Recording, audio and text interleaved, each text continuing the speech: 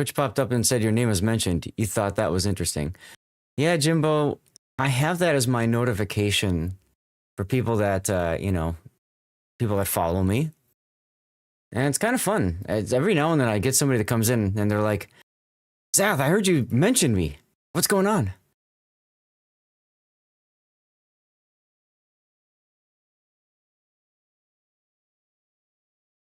So yeah, good times. Papa Jan.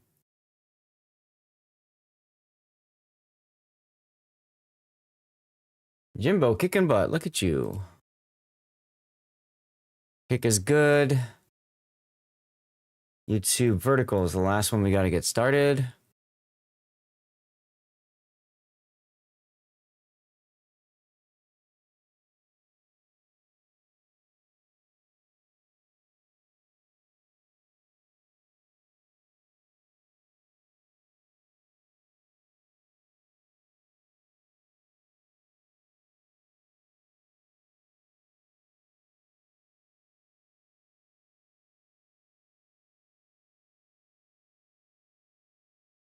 All right.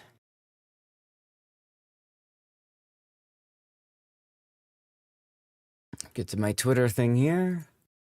Restart that, and then, oh, let's get my stream apps going.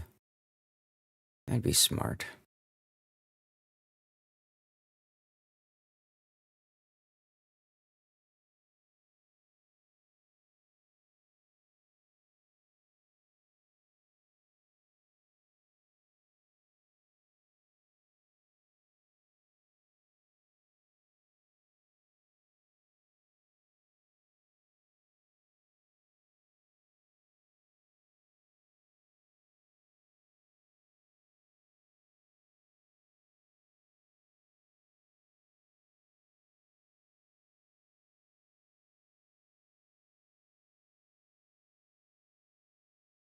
And we're just gonna leave that up like that. Andrew, hi Andrew. Hi Note. I don't know what. Oh, you responded.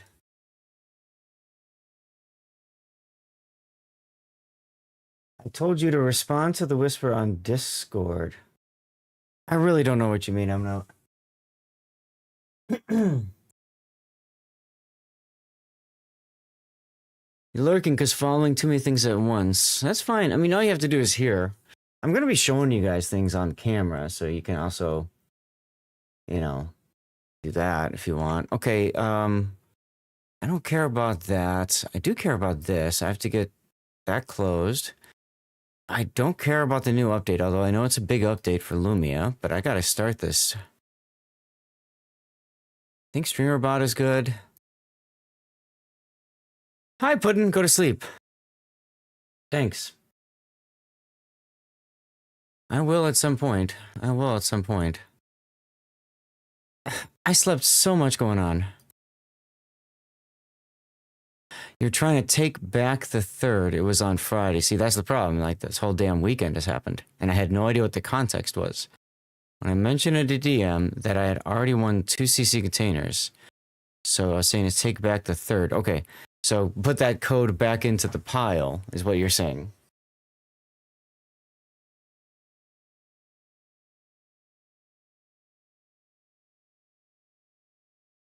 Hey, Rob. Remember, you can type ! Continue to, or restart to get the thing going. Ah, continue. You guys beat it.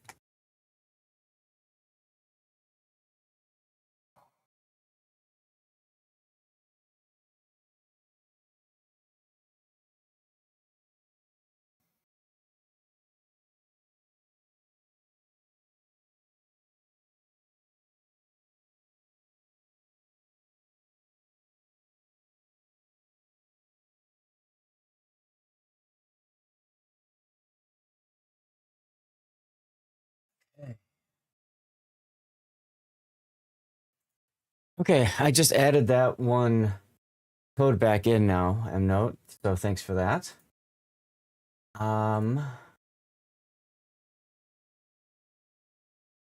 Okay, I'm gonna go check on my stream PC here, the rerun.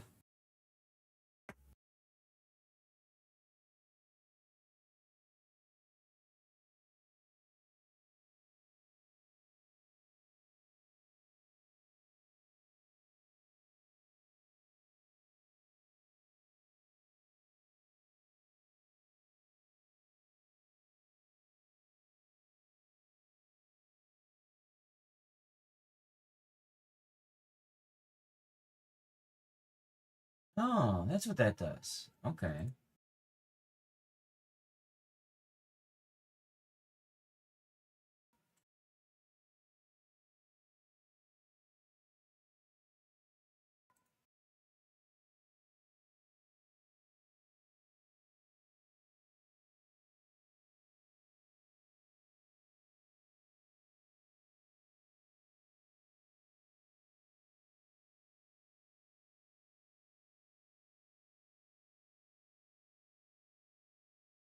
Greatest game in the Audacious, 7,000 damage. That sounds great.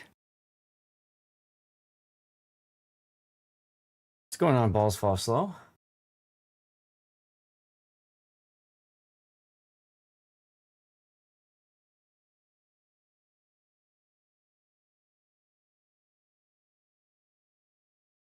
Just a couple more things to get ready, guys. And then we ball.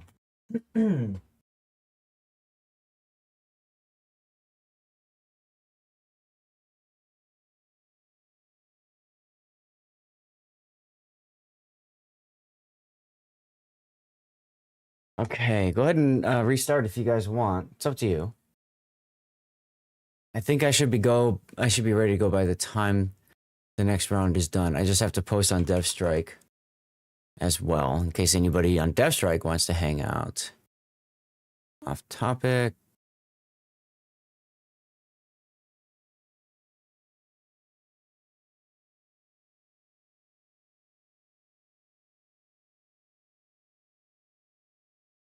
Okay. Posted on DevStrike.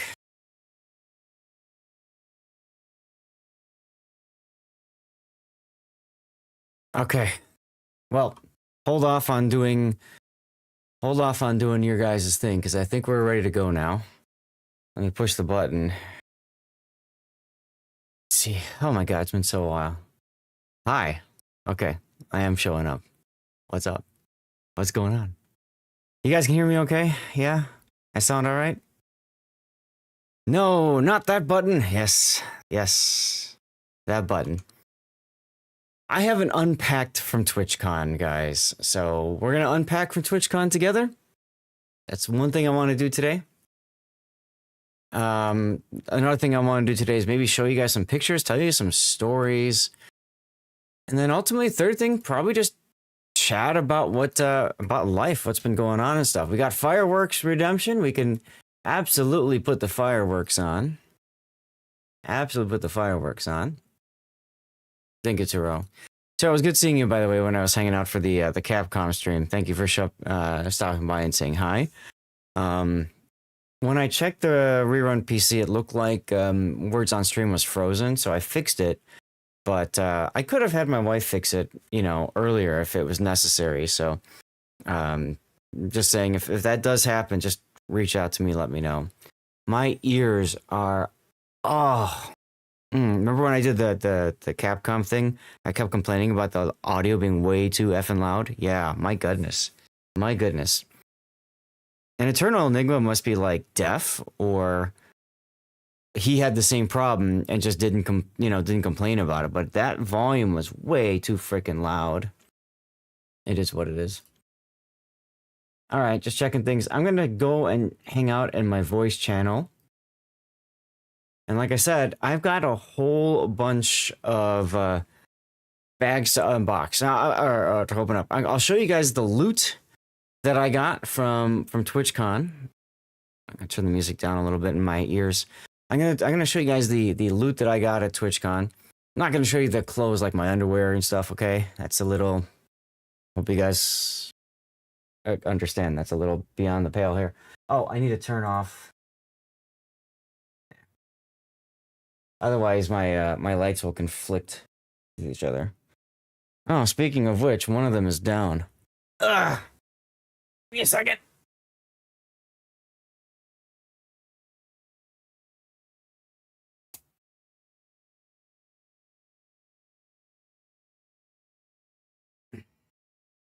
First thing we have to do. A little weird, exactly, Balls, exactly. So the first thing we need to do is we need to find my captain's hat. That's in one of my bags. I have 4 backpacks I need to I have 4 backpacks and 1 carry-on suitcase that I need to go through. There we go. So, let's find my hat first. Remember, as I'm traveling alone, so one of the challenges that I had was I got so much awesome stuff, right? As a travel hack, I always travel with at least 1 empty backpack in my suitcase. I purposely brought a suitcase that has a backpack day pack attachment on top. You love chair? I do too. Thank you very much, Balls. And then I got the regular suit, backpack that I use for travel, right? On the cabin. And then I got another backpack from Hooded Horse. So, in order to accommodate that, I literally, as you can see, tied 1 backpack to the other. See, there's Hooded Horse. Gabriel, how's it going, man? How are things in Brazil? I love how this bag can be clipped onto another bag. That was a lifesaver. I think my captain's hat is in this one.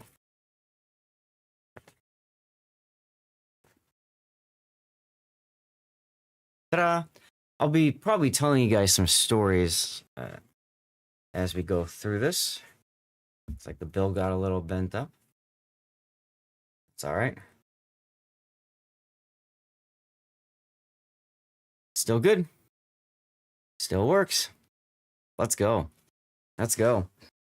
Guys, I brought the captain hat on a whim. I just said, I'm going to pack it. We'll see what happens. It was neato watching me in the booth. Thank you, Jimbo. You talking about a Capcom? I had a lot of fun doing it. And so I just brought it as a last thing. And then everybody was like, I recognized you because of your hat. Camera is being weird, going sharp and then fuzzy. It's gonna do that because it's constantly hunting, right? It's constantly hunting for focus. So don't worry. It's just well, sorry, Electric. I don't know what I can tell you. Buy me a better webcam. I have been thinking about getting like a what is that? The Elgato stream cam or something. So I might look into that.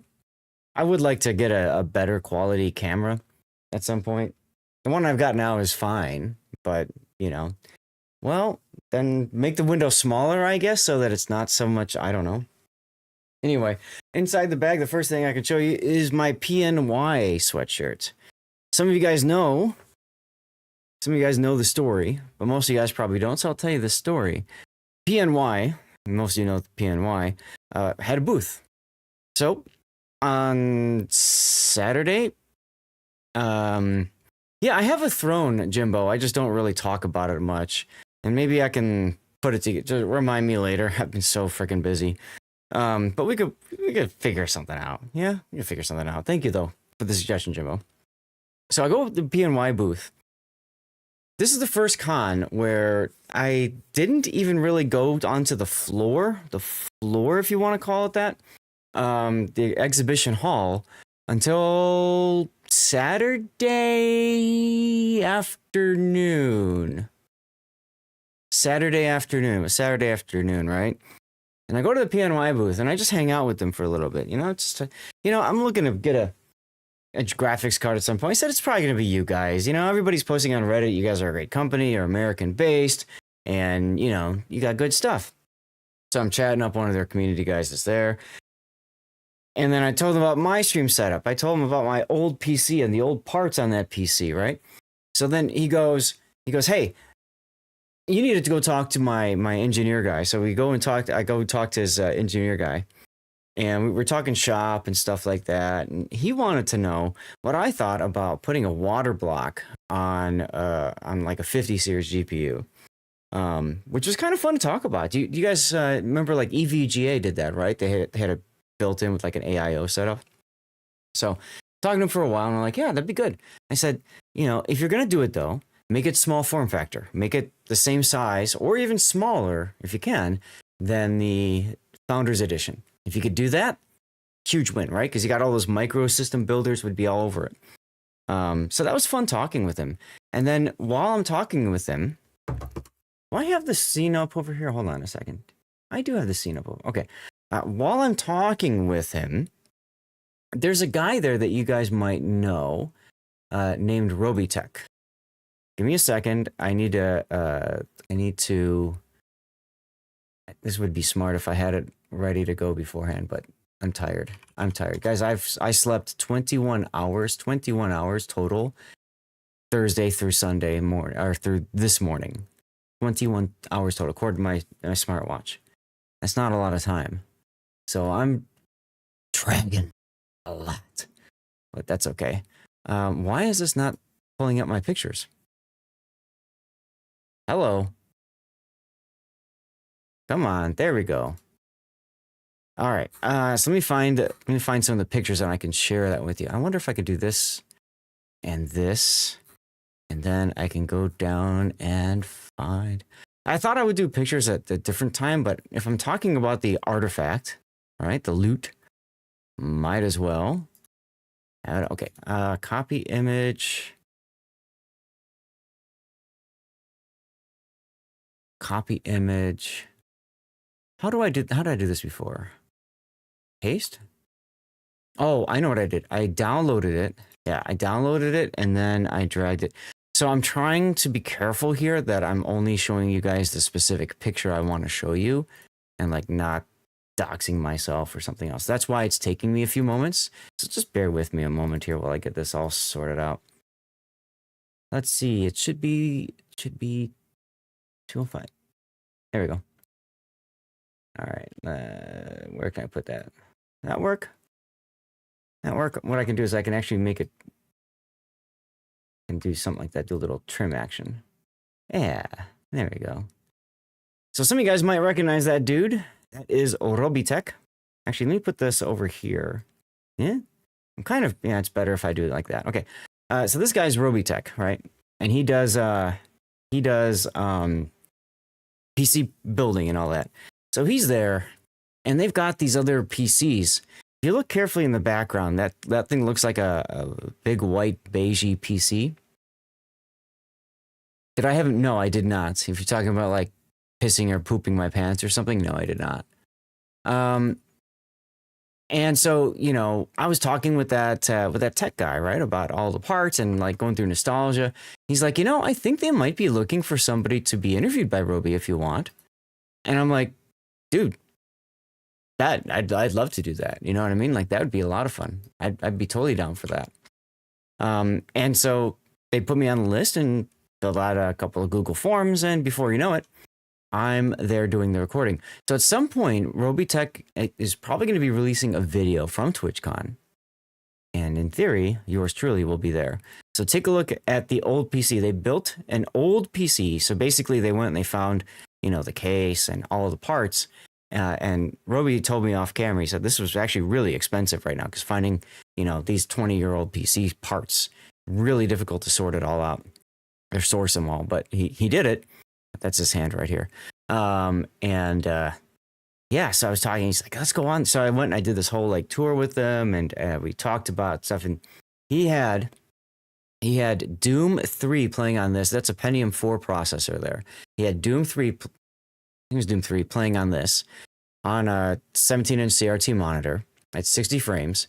And then next to it, side by side, was a modern PC with a, you know, all the new specs. And so we played it, and that was at like 144 hertz, like max settings, all that stuff. And so he had you play one and then move to the next and then that sort of thing. And because I love this stuff, I wanted to go see the inside. So I said, let's go take a look inside. And it was a blast. It was an absolute blast to work with him. There's a commercial going on right now, so I'm going to pause it for 1 minute. And while that's going on, I'm going to see if I can find if there's anything else. Yep, I got some more things. Let me pull them out of my bag so that I'm ready to go for you guys.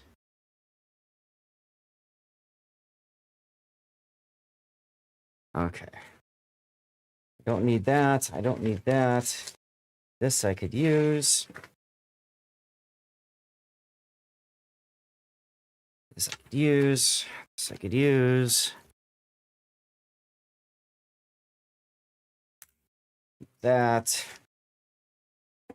Some more things.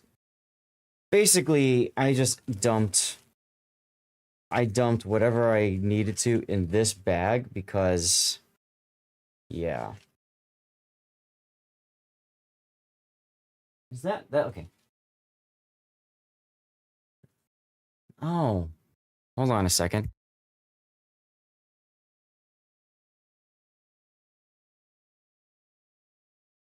Sorry, I asked my wife to go get something for me. CRTs were great weapons. You could bludgeon someone with one. Yeah, if you could lift it. Only if you could lift it. Good. Okay. All right. Everybody back from the commercial. Anybody still on commercials?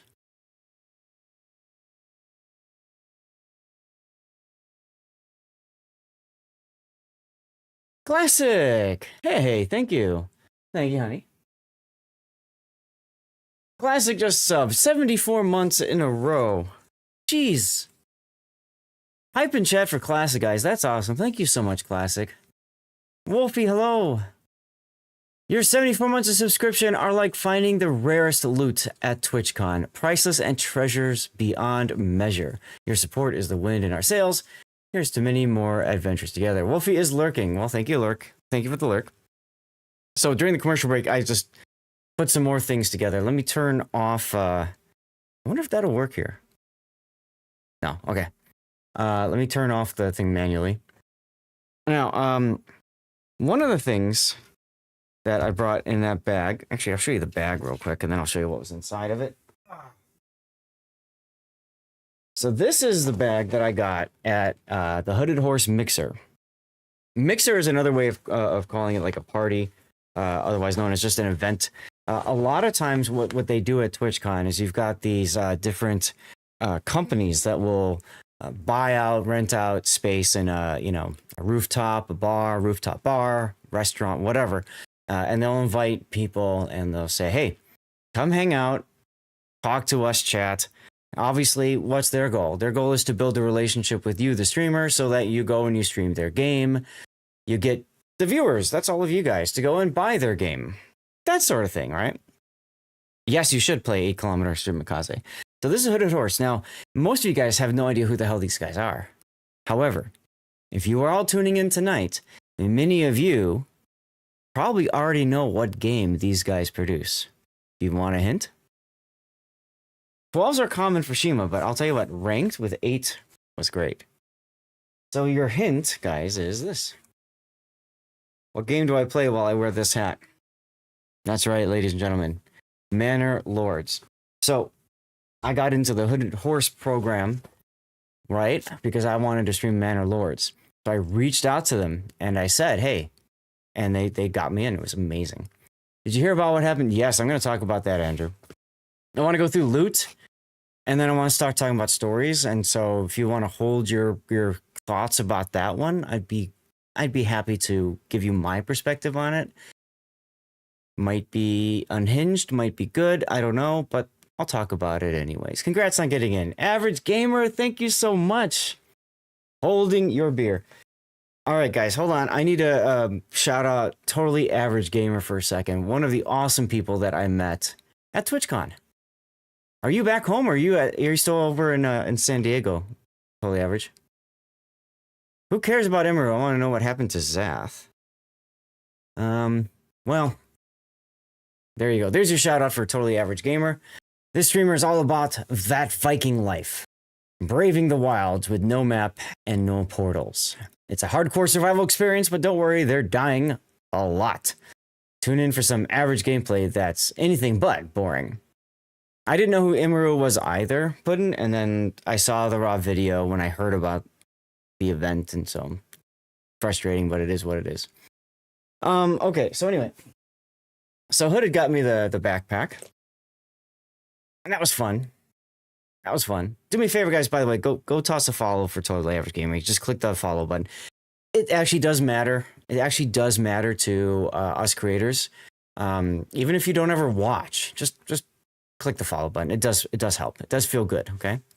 You just got home. Thank you for the shout out, but let's definitely see the loot. Awesome. Oh, congratulations on getting home. I got home early this morning after red eye. This is a massive hooded horse hoodie. This thing is so warm. Awesome. It was absolutely awesome. Yeah, we can talk about Amaranth later, absolutely. But that was awesome. Thank you, Jimbo. Of course, here's my badge. That's my luggage. Oh, why the hell did they do this? Okay, well, I'm gonna scrape the off of my tag here. I'm looking at, yeah, I thought so.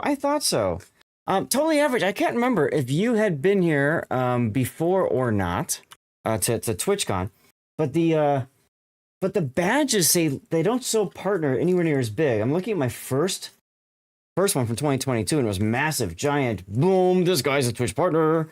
And then last year's was on the bottom, a row across, and it was color-coded and stuff. And then this year's is only like a little thing up here. How many badges do you have? This is my third. I'll show you.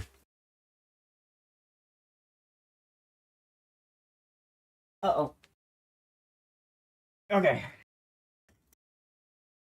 This is my third. So this is my first year at TwitchCon.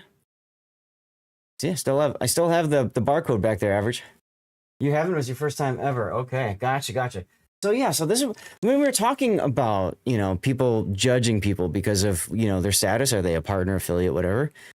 See, in 2022, it was so blatantly obvious. And then people wouldn't even talk to affiliates if they, because they're not a partner. Like, I'm not talking about like other Twitch partners in some cases, unfortunately, and businesses, like doing the mixers and stuff. Oh no, wait a minute. I'm sorry. Was this this is last year's. Sorry, last year's. This is 2022. And again, you see it says partner all the way on the bottom, right? So same problem, right?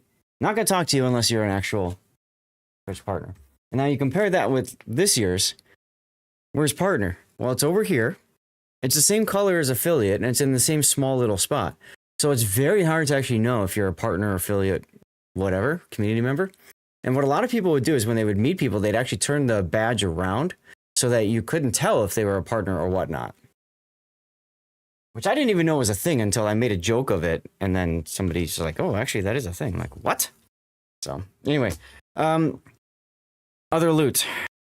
Totally average. This might be something that, I don't know, will strike at you or not. Did you go to any of the parties and mixers and stuff like that? This is my actual badge. So this is the RFID chip inside, and you would have to wear this on your wrist the entirety of the event. If you lost it, it fell off, cut it off, whatever, you were not allowed into the event. You had to go get another one. What you would have to do is you'd have to put this on a scanner that would then allow to do that. No SF. Hi, by the way, you're exactly wrong. What happens in TwitchCon stays on the internet forever. Stays on the internet forever. Even more so this one than others. Oh, my bad. One thing I did this year, my focus this year for me, average, and it's your first TwitchCon, so please, I wouldn't expect you to know this, but my focus was always going to be on trying to get into as many mixers and events as possible. You notice at this time, when I was talking to some booths that I won't name, that's fair, I had hide the badge and they blew me off.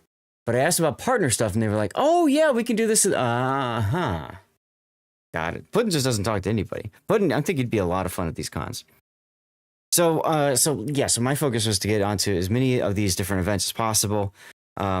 So I'm just going to really quickly show you all the various ribbons. And I purposely kept these on my wrists just because I thought it'd be fun. There's fourth wall. Just because it'd be fun. Here's my, from the partner party, 21 and over Twitch. Because they actually ID'd you. Here's a random glow thing I got from NCS Soft Mixer. Let's see. I had people. I got this band. It says Agent of Chaos. And that's from a Twitch streamer, Spirit XO. So so that's kind of cool. Spirit XO.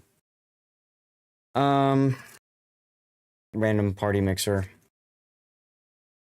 You get those. Another one. I don't remember what it was for, right? YouTube was crazy. YouTube Creator Collective was crazy. Absolutely crazy. Oh, and then I got a second over 21 age verified thing.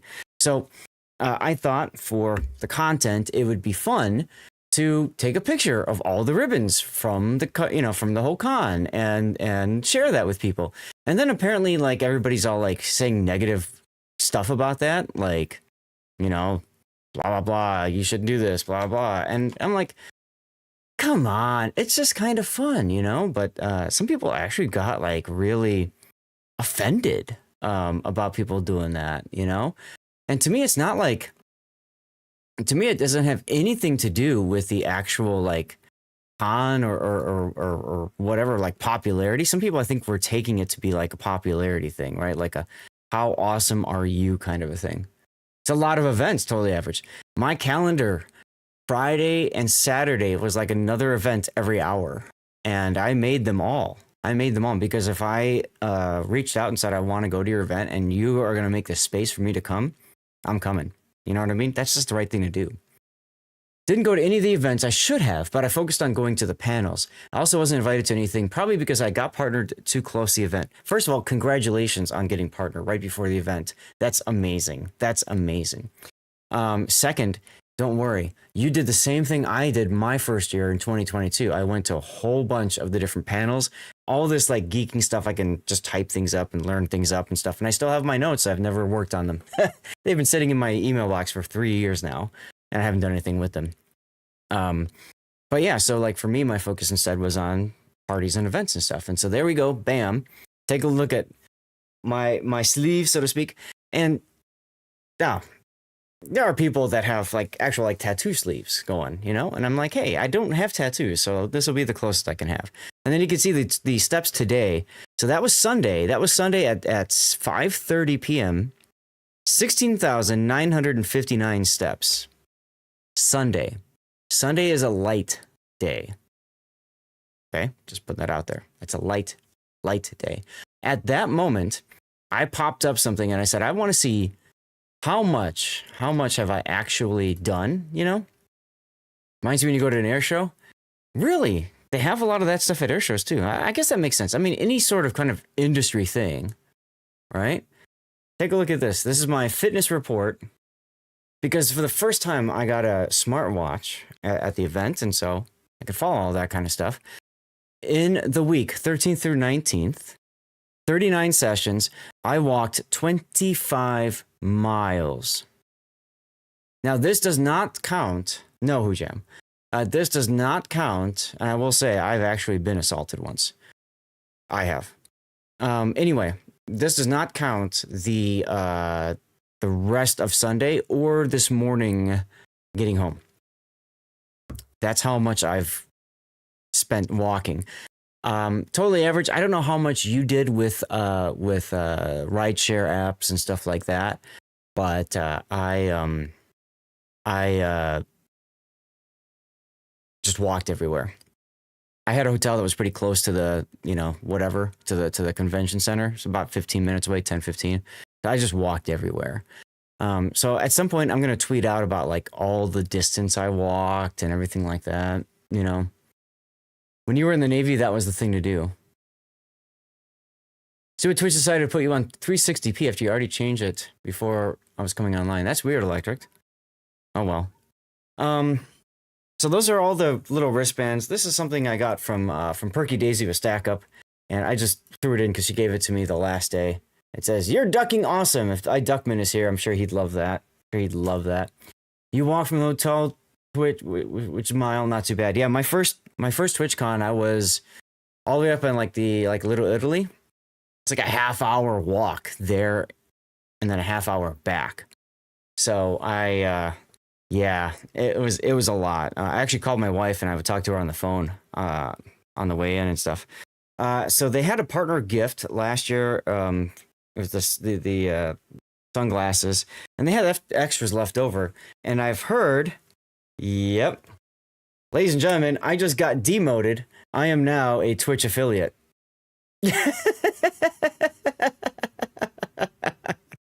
Let's go!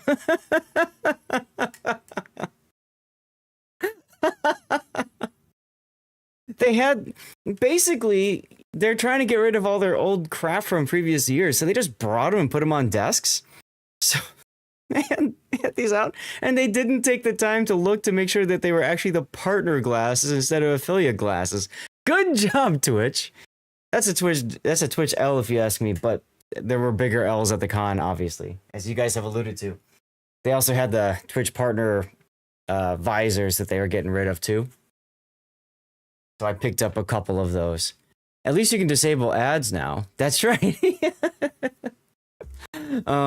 That's right. What is this? Oh, these glasses are from Opus Clip. This is the fourth wall party that we had earlier today or yesterday. I'm gonna say today and yesterday a lot. Sorry, not sorry. But that was Opus Clip, who was doing a collaboration with Fourth Wall. So that's neat. Did you get the beat? Yes, I did. It's in one of my bags. So that's one bag down. 3 plus my suitcase to go. This is my main travel backpack. I've got my, like my laptop on here that I thought I would use to play World of Warships, but of course didn't.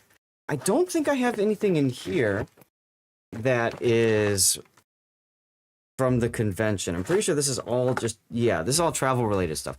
So I don't have to show you guys any of this. And there goes one more bag. That's out of the way now. Oh, this backpack right here. See how big this bastard is?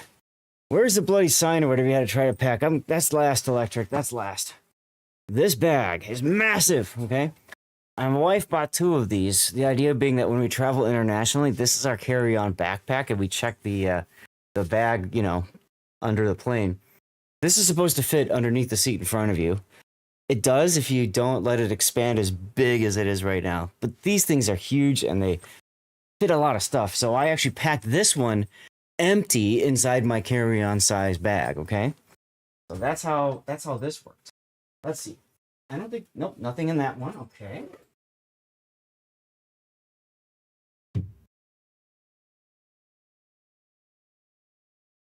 All right, come on. I always lock the compartment if I can have to. You had to sit on your backpack to zip it closed. That does look a little full. It could have been fuller, and then I said, no, I'm not going to risk wrecking the bag over this. So I just had the hooded horse bag. And because I flew home first class, I got 3 checked bags. I flew home first class on United, plus I had the United Club card. How is the food for the events? You mean like the parties and mixers average? It was, some of them were good, some of them were crap. Most of the bar places, of course, they're just trying to make the food as quickly and cheaply as possible. Some places had amazing food. The Hooded Horse place was pretty good. Fourth Wall was pretty good. The what was it? Vol Network was the best pizza I had the whole time. The best pizza. And there were a couple other places that were really good too. But anyway. Feel free to keep asking, by the way. I discovered like the parties and events thing in my first time going, Average. And so you're new to my channel, and we got to meet at the con, which is great. But my brand is always about trying to do as much as I can to not spend money. That's my brand, okay? SFNL and many others know that I've only spent $20 on World of Warships in the 10 years that I have played the game. $20. And of course, I've made a lot of money thanks to them because I'm part of their content creator program and stuff, right? You get to go to TwitchCon. I get to go to defense shows. Less fun. Hey, did you end up in San Diego at all?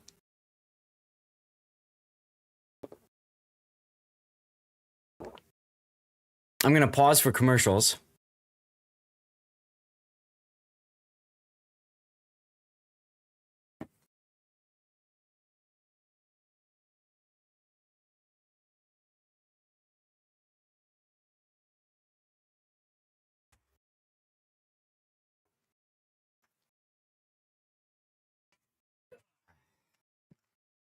$20 less than a Chipotle bowl these days. Yes. Yes.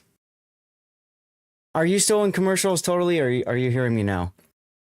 Go to the bathroom. You get to go to the bathroom. There you go. You avoided that area. You were at...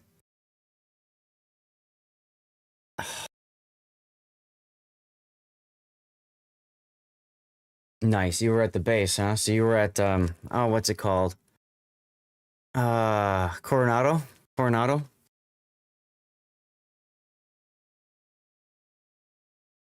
That's clothing. I don't think there's anything in here. No. Huh. You have turbo. Okay, I wanted to pause, especially for you, because you're new and we're chatting. So I wanted to pause for you, especially to make sure that you were still here. So like I said, yeah. So when I did 2022, I also made it a thing, right? Can I get through the entire con without spending a dime? And the answer was yes. In 2022, last year, and in 2025, this year, I just came back. Aside from, an Uber, Lyft, or public transportation to from the airport, I didn't spend any money on food. I didn't spend any money on drinks. I didn't spend any money on merch, any of that stuff. Because to be quite honest, it's freaking expensive to go to TwitchCon. It's expensive. The flight itself is not too bad. It depends on timing, right? The hotels are, God, my hotel was like 900 and something bucks. And then the event itself, it used to be you got a 50% discount as a Twitch partner. Not anymore. So I'm spending enough money just to go. That's it. I'm good with that. Like when I went to the Loot Cave in 2022 and I saw that I essentially had to spend more money with Twitch. Like they're like, hey, come buy our merch. I'm like, I just gave you a whole bunch of money. Why am I giving you more? Also, I work for you, right? Why am I putting my money back into you? That makes no freaking sense to me. So that's my soapbox, if you will. But it is what it is. So these came from the 7 Days to Die Blood Moon event, which is a lot of fun, also known as Lurk It and stuff. These are like the U2's things, the vinyl figures here. So that's Trader Jen. Now I don't know the game. That's impressive. The hotel's my god. Yeah, no, right. Seriously. So I don't know I don't know anything about the game itself, but I know that these are like collectible things that people go nuts over. So I was like, cool, I'll take this home, but great. This is big, bulky. Thanks, guys. And of course, they're like, here, Zaf, have another one. Fat Cop. So that looks fun, huh? Here, let me do I wonder if that helps. Nah, that doesn't. Okay, whatever. But anyway, so there's Fat Cop from 7 Days to Die. By the way, the 7 Days to Die developers, some of the most amazing people out there. Hung out with them at Lurk It last year and went out partying with them. They're back. How's it going? Went out partying with them. We did the same thing Saturday night. I hung out with them until 2 a.m. Complaining about free stuff because I have to pack it. I actually threw out a good amount of stuff this year. A lot of it went to the circular filter before I even tried to pack it. But they were good people. They had the party, great party. They always do a great job at the parties. And then it was like literally their team plus me, and we just went out bar hopping and stuff like that. And I don't even play their freaking game, and we just hang out and have a good time. I mean, that's like when you can build the relationships like that with people, to me, that's what matters the most about these cons. That's what matters the most about these cons. Many of you guys know that on Sunday I streamed at the Capcom booth. Well, I got pins for each game that I streamed. Here's Resident Evil Requiem. Scared the shit out of me. I actually almost stopped playing because I was getting nauseous. And I told them that afterwards, and they're like, I'm sorry. I'm like, well, I don't like the sight of blood. And our Resident Evil, of course, is a lot of blood and a lot of guts and stuff like that. And like needles and stuff. So like at the very beginning when they start with the cutscene and she's waking up upside down and she's pulling out the needle and breaking the flask and all the blood. Normally I don't have a problem with that. I even commented on that on the stream, right? I said, I know it's fake. right? Movie blood. I can watch Terminator, RoboCop, all that kind of stuff. The 80s rated R movies are extremely gory. I could watch all that stuff and I don't care, right? It's movie blood. I know it's fake. For the first time, something I knew was fake got to me. That's how bloody good, pun intended, that's how bloody good they did with the Resident Evil content. So when I told them about it afterwards, and the guy apologized to me, I should have warned you, trigger warning or stuff. I said, no, you need to understand, like, you pass this back on to your game devs. You got somebody who never gets sick of blood to actually get sick of blood, like only get sick on real blood. So yeah, I mean, that's impressive if you think about it. The level of immersion, graphical quality, and stuff like that. If you're into that stuff, man, that game, I will never play it again. Nor will I watch the YouTube content on it. But hey, game's a game. That's your thing. Nice thing about video games, there's plenty out there. Here's Onimusha, Way of the Sword. That one wasn't too bad. That was fun to play. And of course, we've got Pragmata. This one was interesting. I think between the two of them, I'd play Oni more so than Pragmata, but still, very fun games, and very much appreciate, and I told them this too in person, I really appreciate the level of trust that they placed, on me as a streamer. Yes, I'm praising a game dev for making a game that I can't play because it goes so hard into things that bother me. And to be quite honest, that's what a game should do. A game that's done really well should be to the level where other people just can't stand it and can't play it, because that tells you, okay, well, that's not for them, but obviously for the people that's what it's all about, right? They're all over that. Here's a pin from Hooded Horse. They had at the party, they literally just totally awesome. You were asking about the parties. Some parties that give you stuff like the 7 Days to Die or Hooded Horse. Others they don't. I never go expecting loot. I never go expecting anything from these parties. You know what I mean? I go expecting to just meet new people, have a good time, and chill. Okay? And quite frankly, I don't want the loot because then I have to pack it in my bags and schlep it all home. Right? And somehow I got to put it all back here. I don't know how I'm going to put it all back here, especially the signs. Anyway, so Hooded Horse, I could walk up and they got like all this stuff laid out. I'm like, well, I guess I have to bring it home. This is some dude that I met, and I say it in a nice way because I don't know exactly what his handle was or anything like that. But I'd seen him before, and I could have sworn I saw him before, and it turns out I had. I said, "You look really familiar to me." And if you guys are familiar, a while ago, I streamed the Beast games, right? Remember that when I streamed the Beast games that came out on Amazon or whatever, and Mr. Beast was doing this whole big thing, like, you might be able to find me and stuff, or, find you. And why is this thing not downloading? And I wanted to, like, hey, maybe I'll make it big and, make a bunch of money or something. That's what I told my wife, because why not? Come on, save image, you damn thing. Oh, you're saving into documents? Why are you doing that? Stupid thing. Duckman, here, since you're...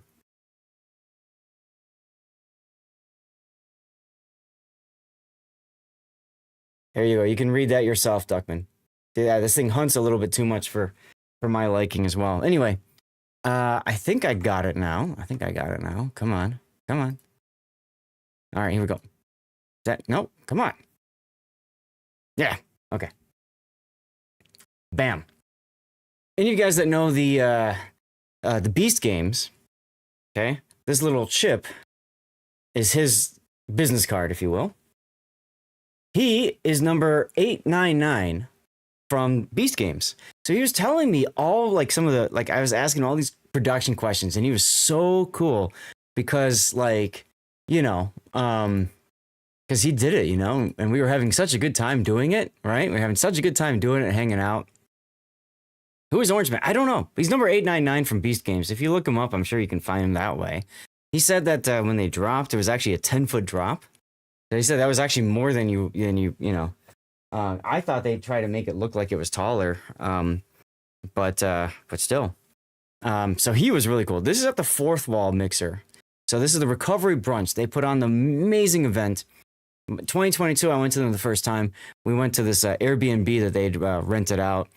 And then the owner of the house saw on his cameras, or maybe he saw on some Twitch stream, that like they were all at the house. And so, so one of the guys in Fourth Wall walks up to the pool. Attention, everyone at the party! And this is a massive house, and they've got like this huge backyard and everything. He's like, we have to go. We have to go. I need everybody to get out, go home. So that's the Fourth Wall Brunch. They do good stuff. And so, yeah, I hung out with them a lot and chatted them up. And it was nice, you know, because like some people at cons, and totally awesome, you probably noticed this. You probably noticed this, where some people are genuinely interested in talking to you and chatting and having a good time. And others are like, okay, you have 30 seconds with me, go. You know what I'm saying? I'm watching the clock. As soon as that's up, bye. I'm going to go circle, do whatever, find other people. I hung out with him for a while at the party and we chatted. I'm like, dude, if you want to go see somebody else, please. I don't want to follow you around or anything like that. And I kept bumping into him. We kept chatting and stuff, right? One of the pieces of stuff that they had was this thing. This is Be Right Back Fourth Wall. And it's really cold. Like, it's really cool to the touch, right? So we had no idea what the hell to do with them. And we just said, let's have some fun with it. Let's play around with it. So we did. Bam. Yeah, as you can tell, he's sponsored by G Fuel. Let me, I'm going to get rid of these here so you can kind of see what you actually use this for. This is ingenious if you ask me. Let me drop this too. This is supposedly to help with hangovers because it's very cooling to the touch. Now we did it like bank robbers and we actually pulled it down to our necks because like you can use it actually to cool your neck, which is kind of cool. You can probably put it in the fridge to cool it more so. I don't know if you'd want to freeze it or not. But the design is like this. This is a little slot for your nose. Oh, there you go. And you just chill. And it cools and it puts a little bit of pressure on your eyes, a little bit of pressure here on your temples. So like I said, it's supposed to help you with, and by the way, chat, I can't read you guys, obviously. It's supposed to help you with, you know, just kind of calming down and getting over stuff. I put this in my, I thought I put it in my bag for the plane, but I guess I hadn't. I thought maybe I could wear it on the flight, but I thought maybe people would judge me because this is Be Right Back. But this is so awesome, huh? Where'd my glasses go? I am so blind without my glasses. Where the fuck did they go? Okay. They fall? Are they up here? Where did I put them? Oh, here they are. I lost them with all my ribbons. Dude, everyone I talked to was super awesome and nice. Good. You didn't meet one person this weekend that you wasn't great to talk to. I'm glad to hear that. Some of you have places to go, but you were so caught off guard by the fact that people wanted to talk to me. Sadly, we didn't get to talk that much. Yeah. Right. I agree. We didn't. And I can't remember when I met you. Was it yesterday? Here's a shout out for Realm, a fellow Twitch partner as well, who did fundraising for Stack Up. So that was fun to hang out. Oh, Hoghammer's here. What's up, Hog? Yeah, it's a compression mask for headaches. And I didn't even know what the hell that is. You can get into that, says Duckman, yeah. Stick him up with the safe. Orange Man is Antifa? Okay. Look like a pair of shorts. His YouTube name is Merc Anthony. Oh, okay. Can you message me that, Joey, just so I have that? You want to go next year, but it costs you so much money. The box starts saving up. And if you use them for migraines. Ah, okay. There you go. Maybe I need to put one on after the stream because I've been having a headache all day. What was I going to say? If you are expense reporting your spending, at least you can use that to help cut into your taxable income, which doesn't, you know, quite obviously pay for it or make it free, but it still helps. That would have made me wear it on the plane. There you go. Okay. Thread, there you are. Hey man, thanks for chatting with me this morning at 4 a.m. It was nice to have somebody to actually be connected to so that I didn't feel like I was all by myself in an airport where nobody was. Like it was so empty. You're not a Twitch partner? I thought you were a partner. Well, what the hell, Realm? You need to get partnered. Guys, go follow Realm so we can get her partnered. Just putting that out there. I'll shout you out again. There's the link again. Hi Fire was saying beer was $16. Beer was $16 at 12. Yeah, that's why I didn't spend any money. I don't buy alcohol, drinks, whatever, food. Headache is the San Diego tequila bar. Gotcha. No problem. You're a good guy. Aw. How much is tax write-off in the United States percentage-wise? From my understanding, the result is you're saving like 20% maybe. So, big deal. Because what it does in the States is you cut into your taxable income, right? And then that does the you followed so hard. So it cuts into your taxable income, which means you get into a lower income tax bracket. So then you pay less taxes. So the result of that is essentially you're getting like 20% off. So here's a Starlight Children's Foundation. These guys were fun to hang out with. Unfortunately, as you guys know, I've been doing so many charity things with Stack Up. It's hard to do another one. But I'd signed up for all these. Thank you, Joey. I signed up for all these events, and I booked my flight figuring I'm just going to come in and go right to the partner party. Last year I didn't. Last year I went to another party, drank a bunch of stuff, went to the partner party, and together with the wine at the partner party, that probably made me sick. So I said, I want to go, and then these mother effers, they put together a mixer on Thursday before the partner party. And my flight was delayed. So I can't believe I'm very tired, Thread, but I love hanging out with you guys, and there's so much to talk about that I want to just do it because I don't want to wait till Friday. It's Monday, for God's sakes. Oh, we'll get there, totally. We'll get there. If you've got time, if you feel like you need to run, ask me that question again and just tell me, Zath, I've got 30 minutes. Go, okay? If you're willing to wait, if you don't mind. Hey, Eternal, yo! All right, someone else I gotta shout out. Another awesome Twitch streamer who is also happens to be a Twitch partner, Eternal Grudge. Go hang out with her. She's all about, I don't know, Black Cat vibes, right? Your go-to for all things Don't Starve Together with a side of art. They're currently away for TwitchCon, not anymore. Well, are you home yet? But we'll be back on October 23rd. In the meantime, enjoy past broadcasts featuring DST, art, and even some Hollow Knight. No. Don't worry about jumping the gun. I just want to make sure you're here for that part because I think it's important. You can share too and all that. So I just don't want to, make you feel like you gotta whatever.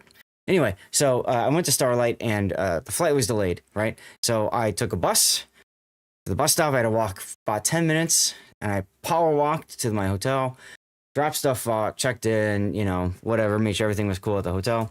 Power walked back to the Starlight thing, which is back the direction I came, literally, and then power walked half an hour to the convention center. I ended up with a blister on my heel from all that. You're on the flight home. Okay, well, hopefully everything's safe. Thank you for tuning in. Is it okay to ask you how your dad is doing? You can, and he is fine. I didn't get a chance to talk to him today because I came home and I literally crashed. I took a shower, crashed. I woke up cold and dehydrated and with a headache. So did all the things, went back, crashed. Woke up 3 hours later, hard sweat. Did all the things, crashed. Yeah, that's how it's been. One shot voice drops. I don't know what this is, but I have a bag here from the Logitech mixer. Somebody just gave it to me. Perky gave it to me from the Stack Up booth. This is a Logitech bandage thing. This would have been nice to have the first night, but it didn't quite work out. Thank you, Realm, for helping to yeet out a code for World of Warships. Here's a fun little Logitech. I'm guessing this is like a pin holder. This is neat. This is kind of neat, actually. We've got, I would imagine this is like a water bottle, but it's like a squeezy water bottle. So that's kind of cool. Squeezy. Oh, I see. It expands. Oh. Okay. So it's a water bottle that compresses like that and can be squeezed or can be extended. Giggity. That water bottle is an expandable silicone water bottle. Got one. Easy to clean and use. Yeah, this is my first time. And again, big thanks to Perky for giving this to me. She had a bunch of them because Logitech sponsors Stack Up, and I don't know if I can say anything else beyond that. So great for parts of travel, right? And it says Logitech right there on the end, so that's kind of cool. Thread, thank you for the sub, man. Thank you. That's really nice of you, my dude. Around you can actually clean your water bottles? That's mad. Thank you, Thread. I really appreciate you, man. Really do. We got some earplugs. And what is the... Oh, this is the bandage thing. Okay. So that covers all of that kind of stuff. Aw. Thanks, Thread.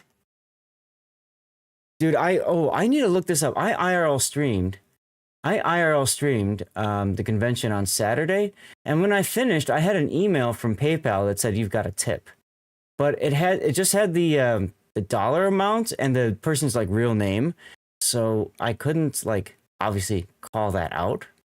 I don't see it. So somebody tipped me after the fact, and it doesn't look like it popped up. So yeah, if you are listening and you are that fine person that tipped me $10 when I did my IRL stream on Saturday, seriously, from the bottom of my heart, thank you. Because like I said on the IRL stream, I didn't do this for me at all, of course. I did it for all of you guys to be able to show you the con. And we had some fun. We ran into Amaranth and other stuff, so that was cool. Side note, a lot of complaints about IRL streaming at the con. Then I got these bad boys. I won these. Some of the party mixers have raffles, and they give away all kinds of things, including somebody won a 5090 graphics card, 5090. Other people won entire PCs, right? My old gaming headset when I played Xbox 360 all the time was a Turtle Beach, and the first headset I used streaming was that same Turtle Beach headset. So this looks really cool. And I'm like, of course I have to pack this. I got this at the Capcom mixer. So huge thanks to the fine folks at Capcom for bringing all this stuff, and it will go to good use. I swear. Even though I've been using these, I'll find a use, or maybe I'll give them away. I don't know. We'll figure it out. Going back to Hooded Horse for a moment. Check this out. This is Manor Lord and Basket Man from the Manor Lord series. When I saw this, I had to get it. I absolutely had to get it. We're both at the same time. Yeah, there you go. Every Lord needs a buddy, even if they are a basket case. Is that cool or what, huh? Is that cool or what? Yeah. How have you been, SAT? I'm running out of space to like put loot after I show it up, you guys. Continuing on with Manor Lords, aren't we? Yes. Continuing the Manor Lords theme, or the whoa. Okay, continuing the theme from Hooded Horse's party, the mixer. Look at this. It's a Yeti. Man, they really spent bank on this, because the backpack itself is a really nice quality day pack. The hoodie is really nice quality, and this is something. Wow, this is nice. Yeah, ooh, nice. This is nice. You want a cap and fishy doll? That would be fun, actually. So this is cool. It was all wrapped up, so I'd actually never seen what it looked like. I just, like I said, I grabbed it and I put it in my bag, and I went on to doing all the cool stuff. Their party, I'm going to show you some pictures from their party, because their party deserves to be shown. Their party had the best view of the park, baseball park. I'm trying to remember the name of the baseball team, the Padres, right? So whatever the name of the park is called. Come on. There we go, and put it up. Bam. That's the view of Padre Stadium from there. Not Dodgers Park, no. I don't think so. The Dodgers are in LA, aren't they? Look at that view from the field, huh? Apparently last year when they were up at that same place, and there was a baseball game going, so they actually got to watch the game from up there. How cool is that? The Cubs Park, that's Wrigley, you dum-dum. That's Wrigley. And from there, not only did you have a great view of the stadium, but you also had a great view of like the city and all that stuff. So for me, I got to kind of geek out up there and just enjoy like the city itself. Like I'm gonna pop this up to make it big for a sec, but look at that view. I mean, you can't beat that view. What, nerd? You just can't beat that view. That is an amazing view. That is an amazing view. And of course, because we are all the way up there, we can see stuff from outside. And we actually heard, jets taking off and stuff, right? And I was talking to somebody who actually played World of Warships. I never got his name. I never got his name, but he played World of Warships, right? And so we heard jets taking off, and there you go, F-18. You can even see, if I zoom in hard enough, you can see the tailhook sitting in the back there. All right. By the way, if anybody is tuning in on the vertical channel, I just noticed, I apologize. I don't actually have the picture showing up on the vertical channel. So if you are watching vertically, keep in mind, I do have a horizontal YouTube stream going, or there's also just, Twitch. You can hang out there. Yes, it's an F-18, correct. It's an F-18. I just don't know what kind it is. But if you look carefully on the bottom, that's a carrier, right? That's an amphibious assault carrier, I believe it's called. And this is Happa Fodder's old boat. He was telling me this is his old boat. Let me see if I can find the exact. This is the Boxer, USS Boxer, which is an LHD-4. He served on the Boxer for 7 years and did 4 deployments on her. So, for a very special place in his heart for the Boxer there. So, he enjoyed that. I know he enjoyed that, and I just enjoyed like learning about that and chatting it up with him. So, yeah. So that was a hell of a lot of fun. That was absolutely a hell of a lot of fun. Okay, other things.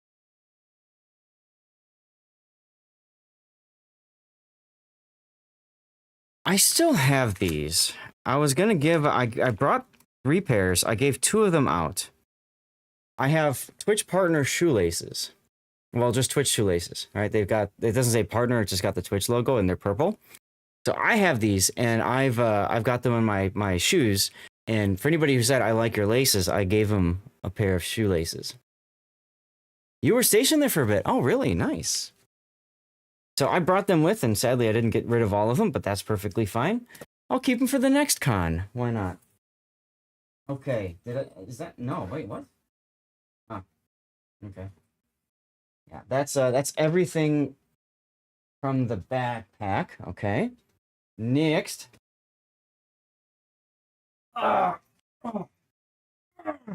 Next is this. This is my High Sierra bag. So, like I said, it comes with a backpack, a day pack attached to it, which is nice because what I did was I traveled out with it empty.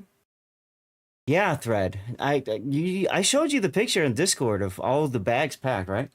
So this was empty, and this was, about to there. So it wasn't like full. And I had an empty backpack in there as well. The black one I just showed you guys. All right. Let me open her up. Oh.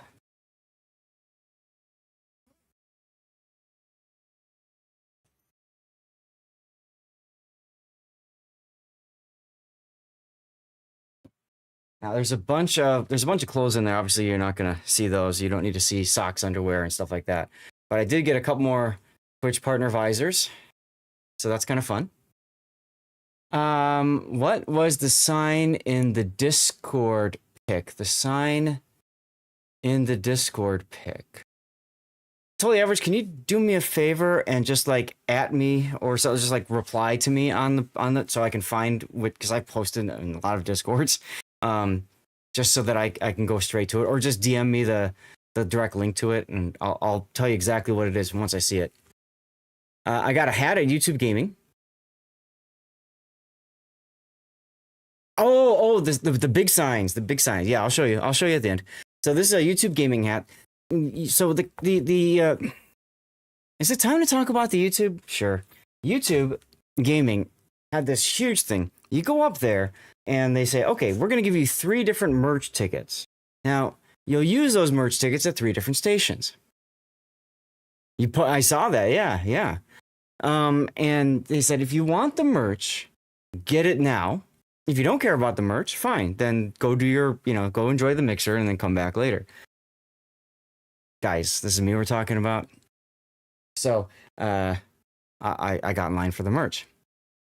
No, you're fine. Don't worry. That's after I finish so anyway, so I go and I put it in for the merch, and lady in front of me goes and draws a card, bam, comes out, here's like something, and it was like a really nice like polo shirt or something, YouTube gaming, and I'm like, oh, okay, that's cool. I'm looking forward to that.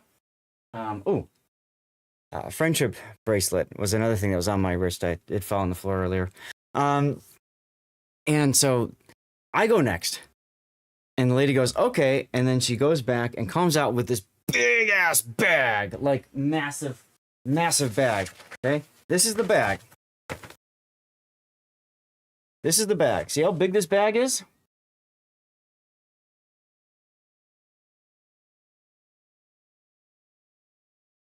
You only had to wear 1 bracelet. They're back. Or thread, sorry. Or maybe 2 if you were going to the alcohol area. You had to wear a bracelet that said you were over 21. That's why I kept the one from the partner party, because I'm like, that way I don't have to do it again. But anyway, so they gave me this bag, and it was full of something. And I'm like, what the hell is this? That is in the front backpack. So, if you want to see something crazy,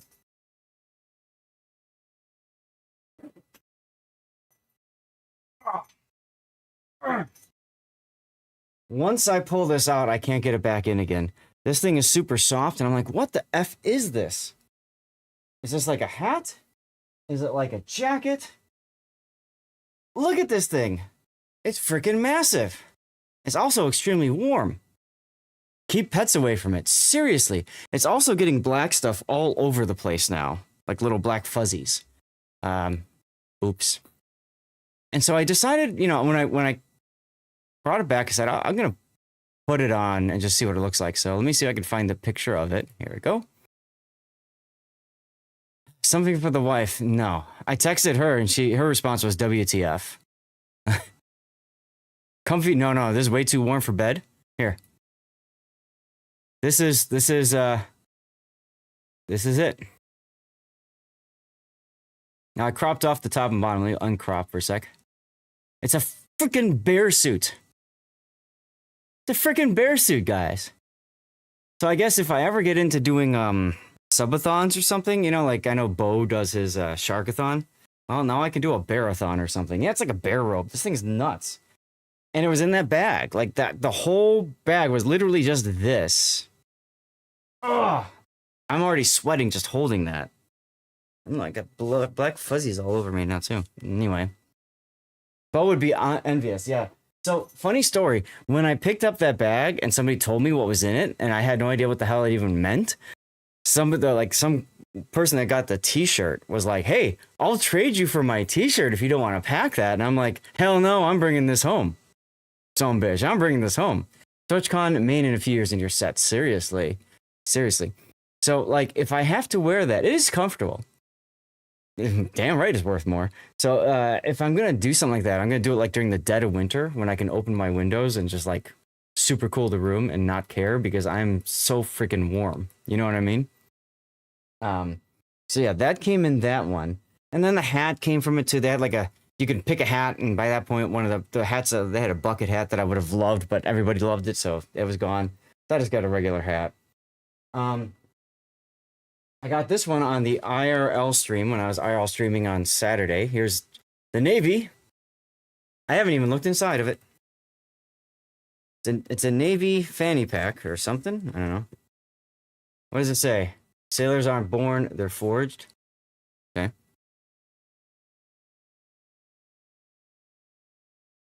What is this? Interchangeable precise manual tool set.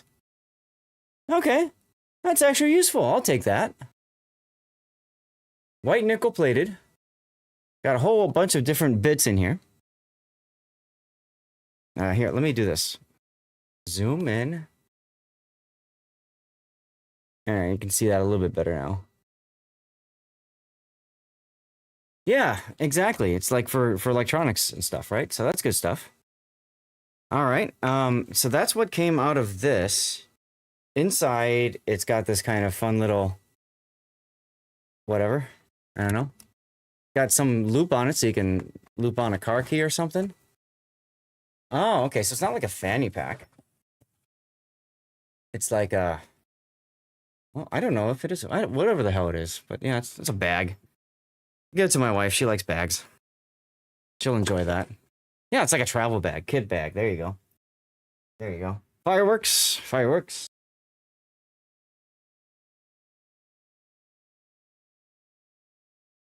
All right, now I have a whole bunch of black bags, so good job, Rob. We'll start. Actually, this kind of works out well for the mood lighting.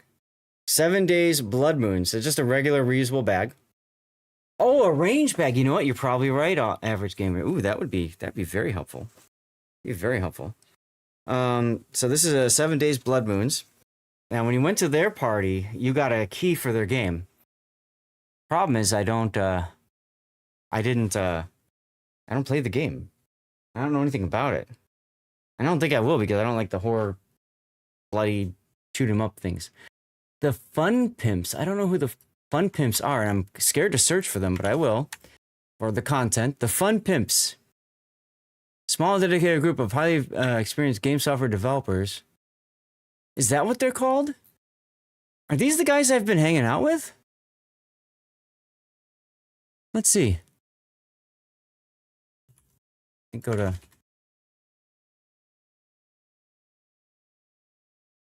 Huh.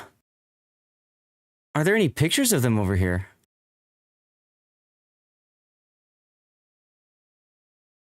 There's like maybe company? Huh.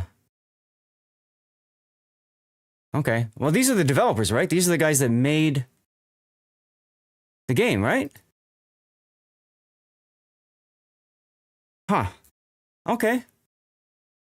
I didn't even care who they were. They're just good people that I enjoy hanging out with. That's it. You know what I mean? Like, I don't know. Let me go to images. Oh, they've got a wait. They've got a Twitter. Maybe there's some pictures of them on their Twitter? Huh. No? I don't see any there. I don't know. Well, whatever. It is what it is. Paddington Zath, that's right, Gaelic. But yeah, like, you know, I don't care who you are. You know, if you're a good person, that's what matters to me, right? Can we hang out? Can we hang out? Imagine running a company, introducing yourself as one of the members of the Fun Pimps, right? I know, seriously. Actually, well, do you guys know what the Fun Pimps look like? They do dev streams and stream. Okay. So there's the standard TwitchCon swag bag everybody got. I think I got like 2 or 3 of them because they kept... Who the Zath? Oh, God. Because they kept shoving bags at us. Okay, if you guys know what they look like, let me find pictures from that party. Let's see. I can start with this one. The Texas guys. Okay. Let's see. Refresh. Go here. There. Is that one of the Fun Pimps? Good to actually put a name to the, like, who these guys are. They are cool. It's 2 brothers. See, like, I don't know all this lore. I just know that they're good people and hang out with them. They're like party animals, man. They are party animals. Did this one download? Yeah. Is there anybody else from the group? Yeah, his wife, right. Here. Download that. Are these the Fun Pimps thread? I think they got long hair. Okay. So these are the ones I'm talking about. Oh, there are some guys in the background here. Is that the one I want to show? Zath goes to TwitchCon and hangs out with pimps. Be sure not to tell the wife. I've been talking about it very loudly, so it's very possible that she's already heard that. Just saying. I am making a mess of this room, by the way. Oh well. Bam. And then we've got this is Mermay, and she used to be a member of Aim and Achieve, which is a stream team that I was a part of, along with Ashley, aka Ashley, Femininely. Sea Raptor, I think, was in there for a while. Yeah, I'm pretty sure he was. Danica Rockwood, Obi-Wan and Booby. I don't remember exactly how his full name is, but you can see they like to hang out in the background and have fun too. But yeah, so it was nice to be able to hang out with May and to meet her for the first time. You know what I mean? Okay, what other ones do I have here? Okay, that's another TwitchCon bag. I just rolled them up and brought them home because my wife likes bags. So hey, I'll bring them home.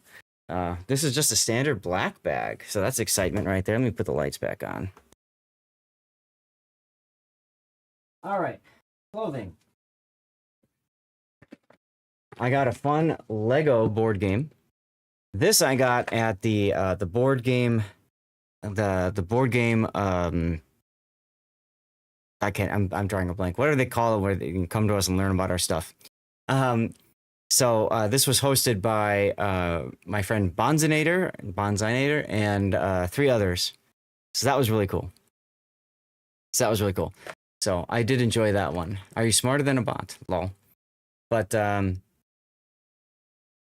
yeah, one teammate describes the Lego model. The other teammate has to build it. All teams build at the same time, racing to finish the Lego models.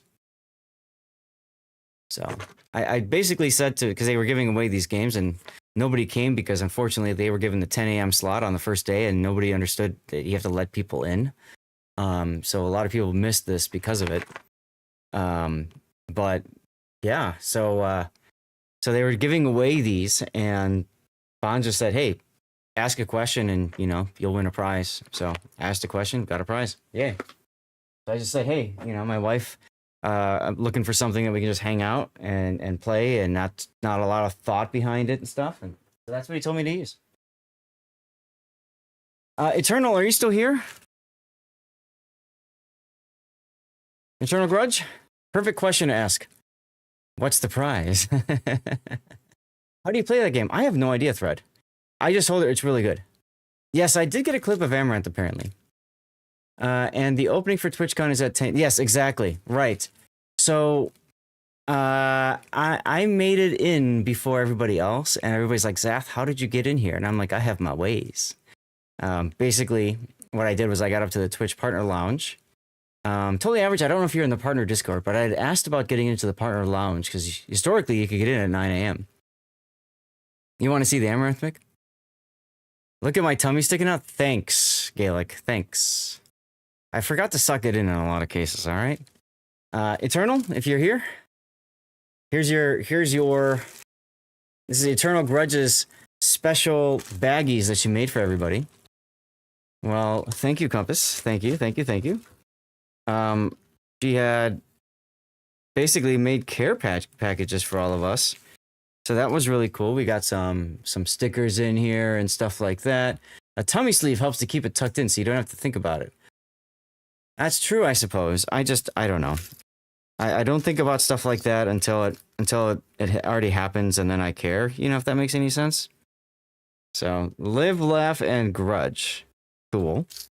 Some other little pins. All that stuff in here, so. You didn't know about it till last week. There you go.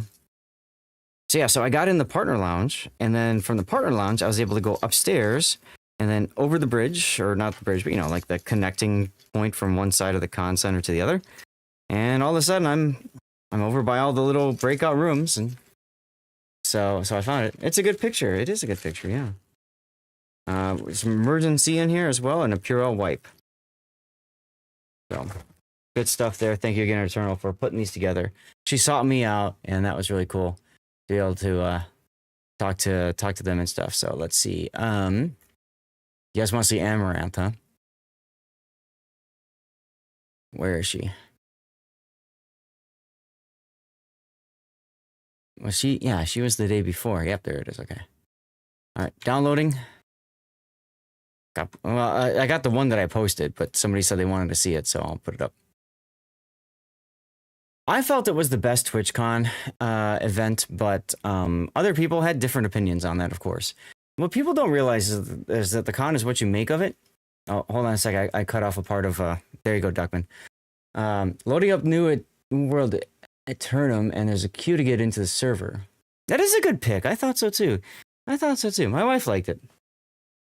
I posted that on Twitter, actually, because Amaranth's like, I got slots for meet and greet. I'm like, I met you in a better way. Just ran up to you, and here we go. And we were both live streaming. That was pretty cool. The IRL backpack was a thing. Average, did you get to do it? If not, you really missed out and should do it again next year. Or should do it next year. We got these Logitech pins as part of the official swag. Like, everybody got these. So, that's kind of neat. You know, whatever. Did she take the picture? I think you're right. Because if I remember right, my hands were full, and I told her that, and she's like, okay.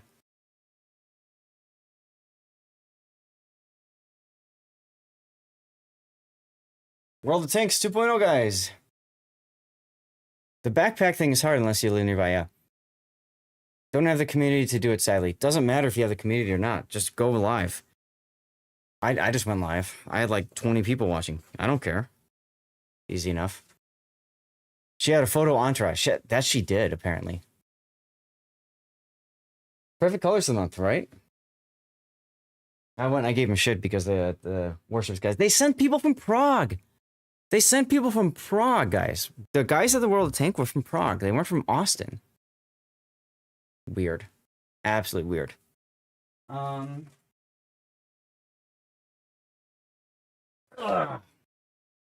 This is cool. So remember I was telling you guys a story about Robitech and hanging out and learning at the PC and stuff like that? She's cool. Is she okay after that crazy thing that happened to her? Thread, what do you mean? Who are you talking about? Who's her? You EU people should be exposed to America. Yeah, but it's just like they're like Wargaming is spending more money to send people from EU versus to send people from Austin, right? Did you know she was on the news about her robber at gunpoint? They showed videos, and yeah, she's been in the news for that. There's all kinds of stuff, unfortunately, that went on with her. When I met her in 2022, I came home and introduced her to the wife, and then that's when she had the whole big thing. That's what you're talking about, okay? And then she had the whole big thing with her husband or whatever, and abuse and stuff. So I don't know. Guys, we have a giveaway going for World of Warships code. Type something in chat. We need 10 people active. If you're on YouTube, Rumble, or Kick, go over to Twitch and do it. So remember when I was talking about the case and doing the video with Robitech and stuff like that. Afterwards, one of the people from the PNY booth came up to me and she said, we want to really thank you for taking the time to come and do this video with us. You were awesome. So we're going to give you some stuff. So one of the things that she gave me was this NZXT toolkit. Now, I've never even opened it up before, but it's got like a driver and it's got pliers. I'm guessing those look like needle nose pliers. Yeah. Now, this is Minigear Say. This is for World of Warships. So you just have to be a follower and active in chat, and that's it. And then inside here, looks like some different screw heads. See if I can... Oh, this is really in tight. Looks like they're screw heads, yeah, and then you just attach it. Yeah, you attach it to the end of the handle here, right? So like you can take this, attach it there. I'm guessing, does that tighten it maybe? I don't know. I can't tell. Or maybe use that to turn the whole thing. I'd have to figure it out somehow, I guess. But anyway. Oh, I see. Hold on. Ah, okay. So you use this to lock and unlock. Lock or unlock, and then you pull that. So you pull this up, unlocks it, all right? Put it in, let go. Now it's locked. Oh, that's cool. And then you can hold this here so you can keep pressure as you're screwing or unscrewing. So you got a standard Phillips head for, of course, all your annoying back screws, and we've got looks like a hex head for some of the PC, and a smaller Phillips head for like hard drives, and then a whole bunch of little zip tie cables for cable management. So big thanks to thanks to the PNY people, and of course for NZXT for sending these out with the PNY people. That's cool. That's really nice of them. So I got that, and I that was like, that just made my day. Totally awesome. You were asking me highlights of the stream or the day or whatever. That would be the first highlight, was doing the Robitech thing. It's a solid kit, yeah, and it's got a loop here to hang on and stuff. So I'm like, this is nice. I'm gonna have to keep that, you know. The other thing that they gave me was this. That work? Yeah. So this is a large mouse pad. Apparently. Yeah, large, 400 by 400, so it's a square. Okay. So that's cool. That's cool. I don't know anything about their mouse pads, but it looks like nice. I was hoping it was like the big desk mat. See, it shows here like the different sizes. But that's okay. I'm not gonna say no to something, you know? That's nice. It's nice. It's 400 millimeter by 400 millimeter.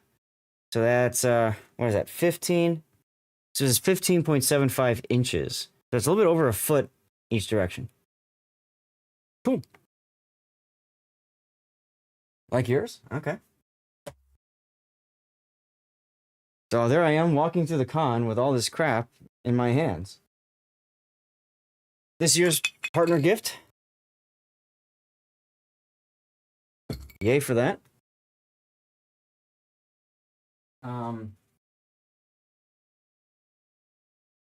Bunch of stickers. I don't know, whatever. I'll take stickers, I guess. Sure. Stickers. So, yay. It's nice to be rewarded for just being yourself. Thank you. Yeah, I just told them. I said, you know, I just came to chat them up. Thought I'd be there for 10 minutes. I was there for an hour and a half. Wasn't expecting anything. Didn't want anything. But hey, I'll take it. This is a sign of the times with cons that I just really can't believe we live in an age where this is a thing. Most of you guys probably know what this is. Those of you older folk probably don't. Well, it doesn't matter what the brand is. Hey, Sturgy, this is a drink cover. So if you've got a cup, stretch it, put it over the cover, and you put your straw through the hole here, and that prevents you from getting roofied. That prevents somebody from just, you know, putting their hand over, dropping a pill into your drink when you go to the bathroom, or, you know, when you lose sight of a drink at a party, they always tell you to go get another drink. You know, exactly. That's depressing. Totally Average Gamer. I'm right there with you. Had those for decades in Germany. Shark Tank. Somebody got picked up on Shark Tank for making these. It's sad that it needs to exist. I mean, on the one hand, it's nice that people can get, and there were people that were handing these out for free. If anybody wanted them, and then they got it, no problem, no questions asked. But still, it's terrible that we live in a time where, you know, you need those. What else do we have here? We've got from YouTube Gaming. This is another part of their swag. Some fun stickers and stuff. I don't want to open this, not necessarily. Well, whatever. Just some little emote things or whatever. Yeah, screw it. The more stuff you open, the more stuff gets all over the place, and you know, whatever. They had 3 pins. You could go and pick up pins. So there's a YouTube Gaming pin there. Oh, okay. It's an arcade. I didn't even know what it was. I just wanted to get my stuff and go because it was so crammed and so crowded. So, but that's cool. So I got a few of these.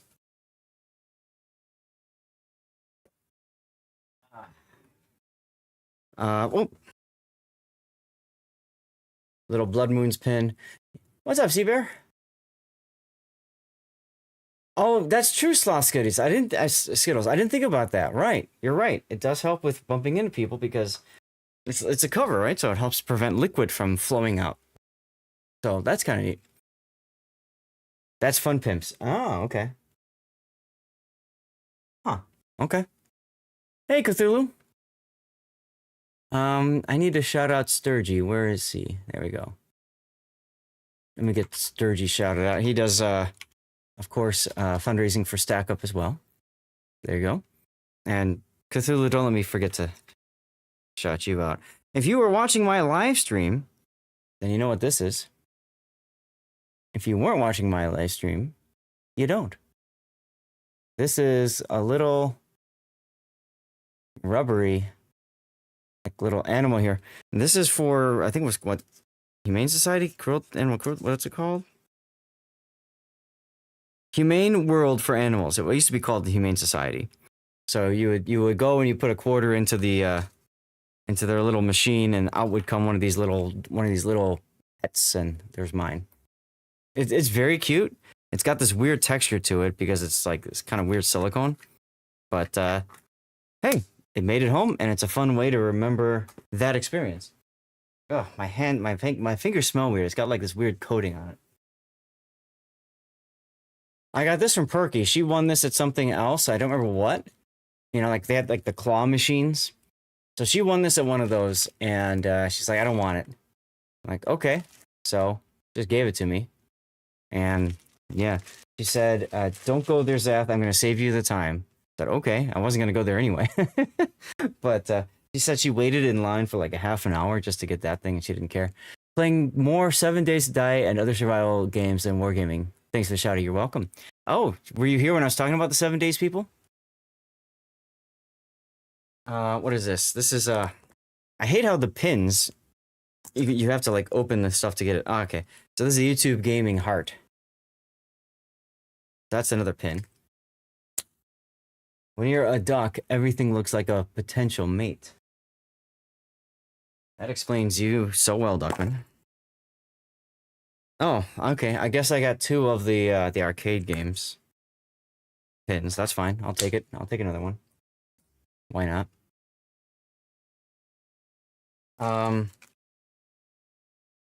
These also are, they had these on the table. So, like, you just go sit down, talk with people, and then you can pick up one of these pins. Aw. And it says, celebrating you. 20. In the Robitech interview, he told me, and I didn't even know this, 2005 is when YouTube started. 2005. So Twitch is celebrating 10 years, YouTube is celebrating 20. That's kind of cool, huh? That's kind of cool. 2 arcade pins, wear them as earrings. Oh god, no. Don't pierce my ears. Forrester, hey! Forrester, I'm sorry I missed you mentioning something in chat. It must have gone through real quick and stuff like that. Here's my little creator collective name tag. You know, I didn't think about it. I wore it with everything else, but yeah, you know. I saw in the pictures later, some people were taking off their tag so that they could, like, take it with, like, the Twitch tag, just so it says YouTube. 7! Hey, how's it going? How you doing, man? Hey, 7, are you streaming at all? Can I shout you out? Does it matter? I need a water.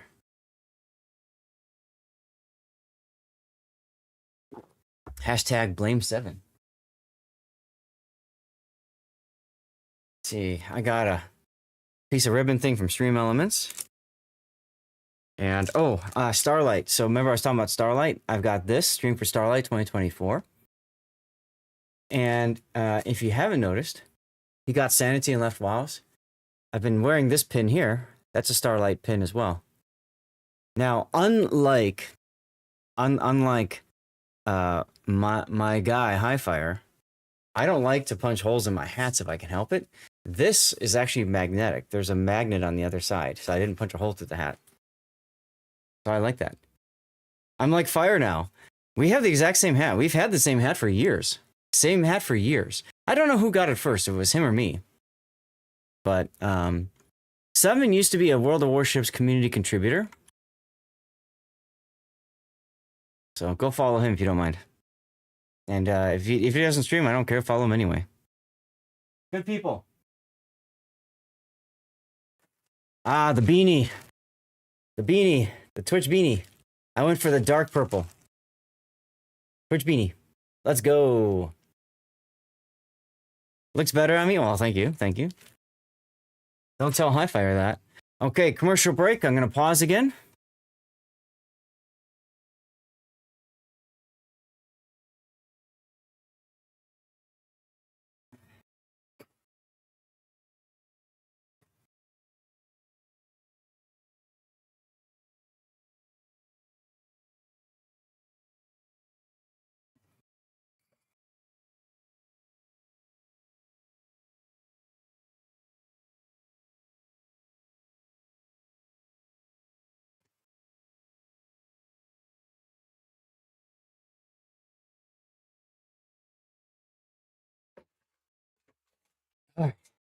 We're almost done, guys.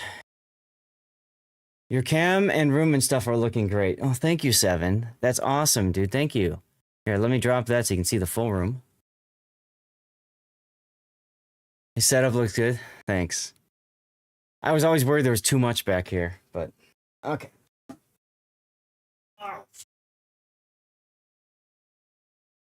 I have painted myself into a corner here, literally. Uh-oh, fireworks time? Fireworks time. Here we go. Take a look at the proper setup here, Seven. How's that? How is that?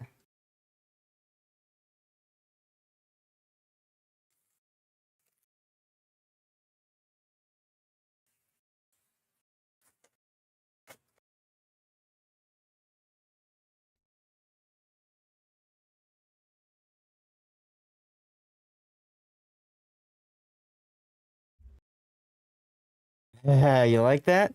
So this is Lumia Stream, which is an app that allows you to set up your lights to react to different things. Well, fireworks. When fireworks are redeemed, I turn the lights off automatically, you know, and all that good stuff. All right, commercial still going? Looks like they're just about done. Honey, if you can, here, just put the. Thank you.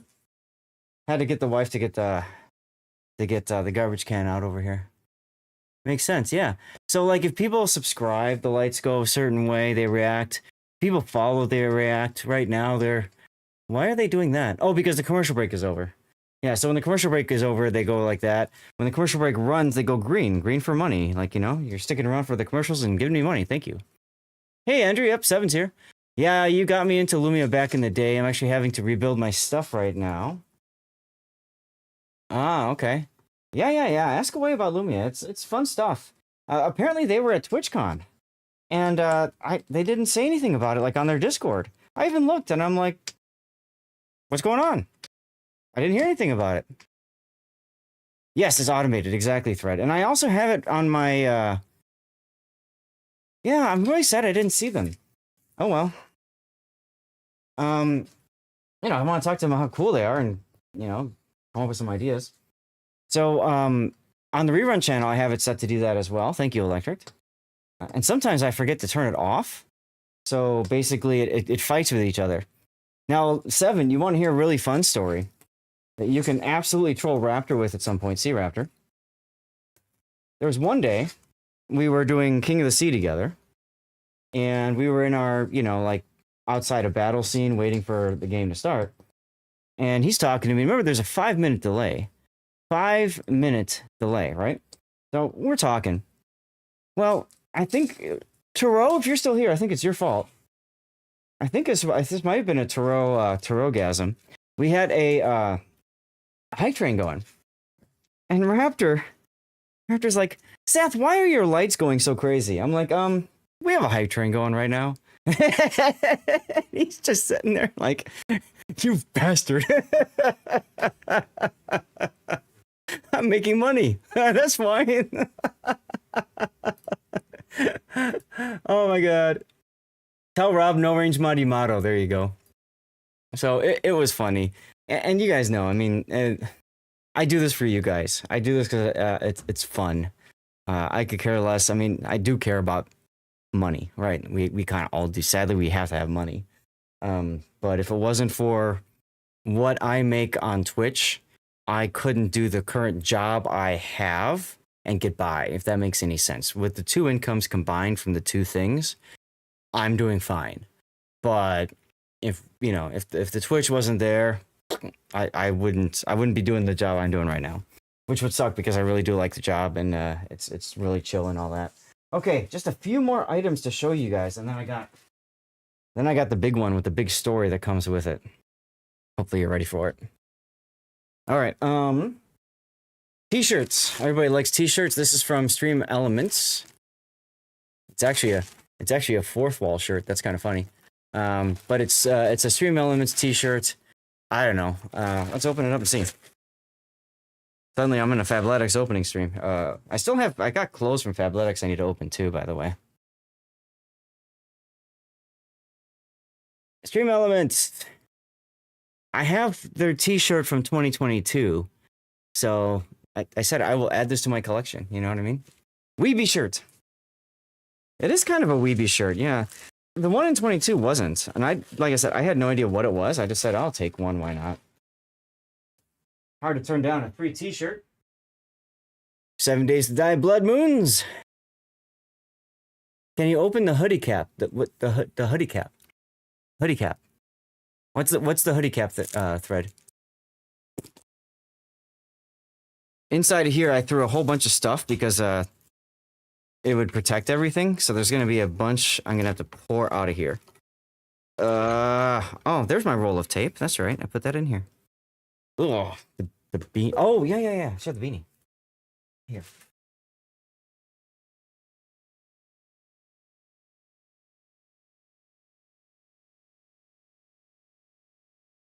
I'm gonna have to spend half the day tomorrow cleaning this room now because of you guys. Here. Sup? I'm just watching myself in the monitor window and I'm just like, I look so stupid. Can you imagine me going to parties like this? I actually won a 7 Days to Die beanie last year at the Lurk It party. That's how I met them and hung out with them. Eminem, right? Now, at close range, it does say Twitch. See? Looks good on me? Well, thank you. I don't know. Whatever. I will add this to my collection. I'll put it somewhere back there. I don't know. You can't pull that off? I'm sure you could. TwitchCon 10 years. This is if you've been to at least 3 TwitchCons, you get this 10 pin. And this was my 3rd, so I got the pin. Sadly, I heard that some other people did not get the pin when they should have. So I'm sad to hear that, but it is what it is. This is a highly sought after pin for those that are pin collectors. I'm not a pin collector, but whatever. This is something for Stream Elements. You guys know that every now and then I do my sponsorships. You were just talking earlier about, making money, being able to use that to support the streams. And sponsorships is one way for doing that. This is GrabTap, and that's something that I'll probably be doing a sponsorship with them at some point as well. The chip is pretty cool. There's a QR code on the back for something special, so I don't want you to screenshot that just yet.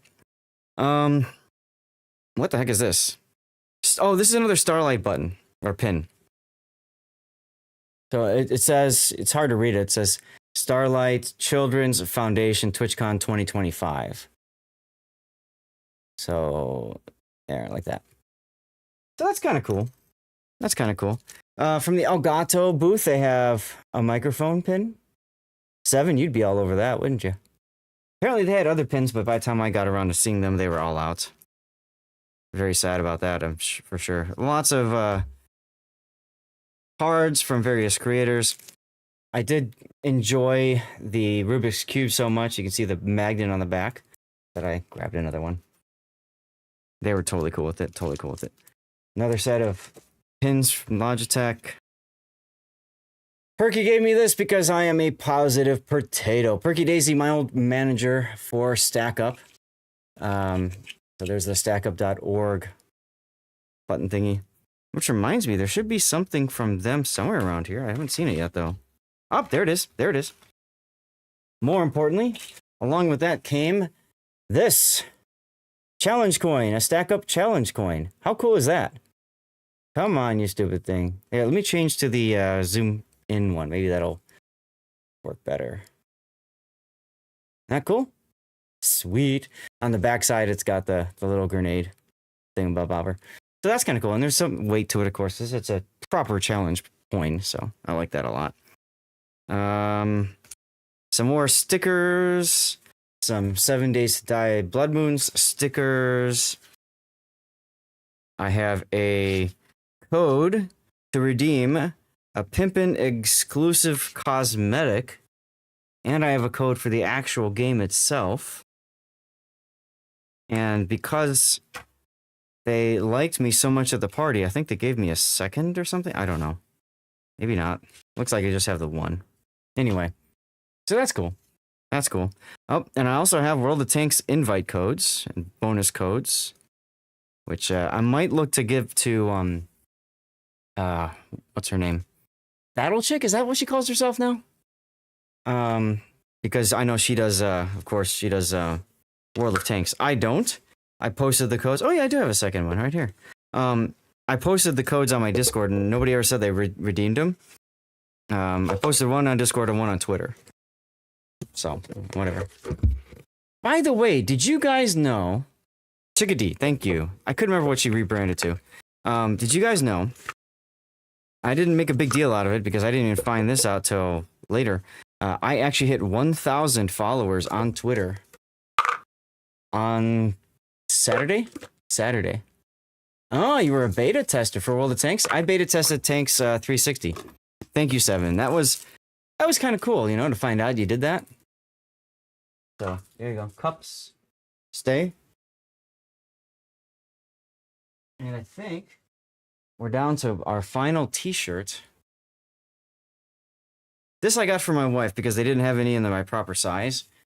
But I got this. Streamer DAP. It's got 2023 on there, so obviously it's left over, which is fine. But, I don't know. They had some sort of launch party. So they probably had these t-shirts internally with the team or something. And then, you know, decided to get rid of them. Fine. But I thought, you know, my wife could wear this. I thought, you know, the pattern and stuff looks good, right? For a lady. Yeah. Doesn't look bad. I wouldn't wear something like this. I don't think it would look good on me. Even if it's the right size. I just don't think it would look good on me. You know what I'm saying? I'd have to suck in my stomach more for Gaelic. Something like that. All right. You ready for the big one? You ready for the big one? Do it. I got this thing. And I carried it all through the con. And it's a white rectangle! Brought it all through the con. I had such a good time at the mixer that they told me they were just going to throw this away. I said, no way, you're giving that to me. And they said, okay. So I took the poster. Yeah, under the tape. Oof. One of these has my name and address on it. Check that out. Borderlands 4, the Vault Network, creator IRL meetup with Claptrap. An invite-only event for Vault Network creators. Game site. Somebody do me a favor and clip this moment. I want to share this with the Vault Network people because check this out. And by the way, I got 2 of them.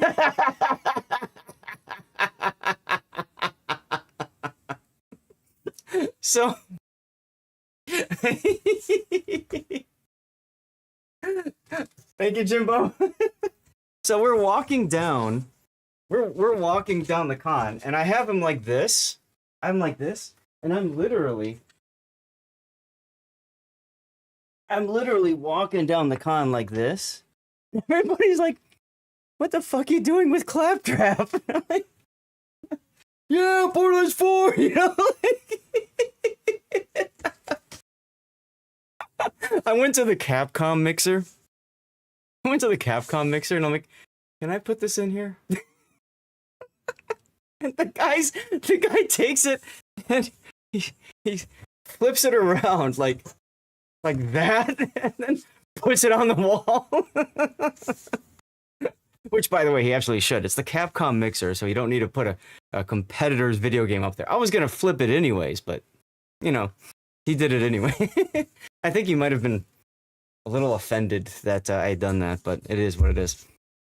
So how'd I get it on the plane? How'd I get it home? I went to the desk at Embassy Suites and I said, do you guys by chance have any packaging tape?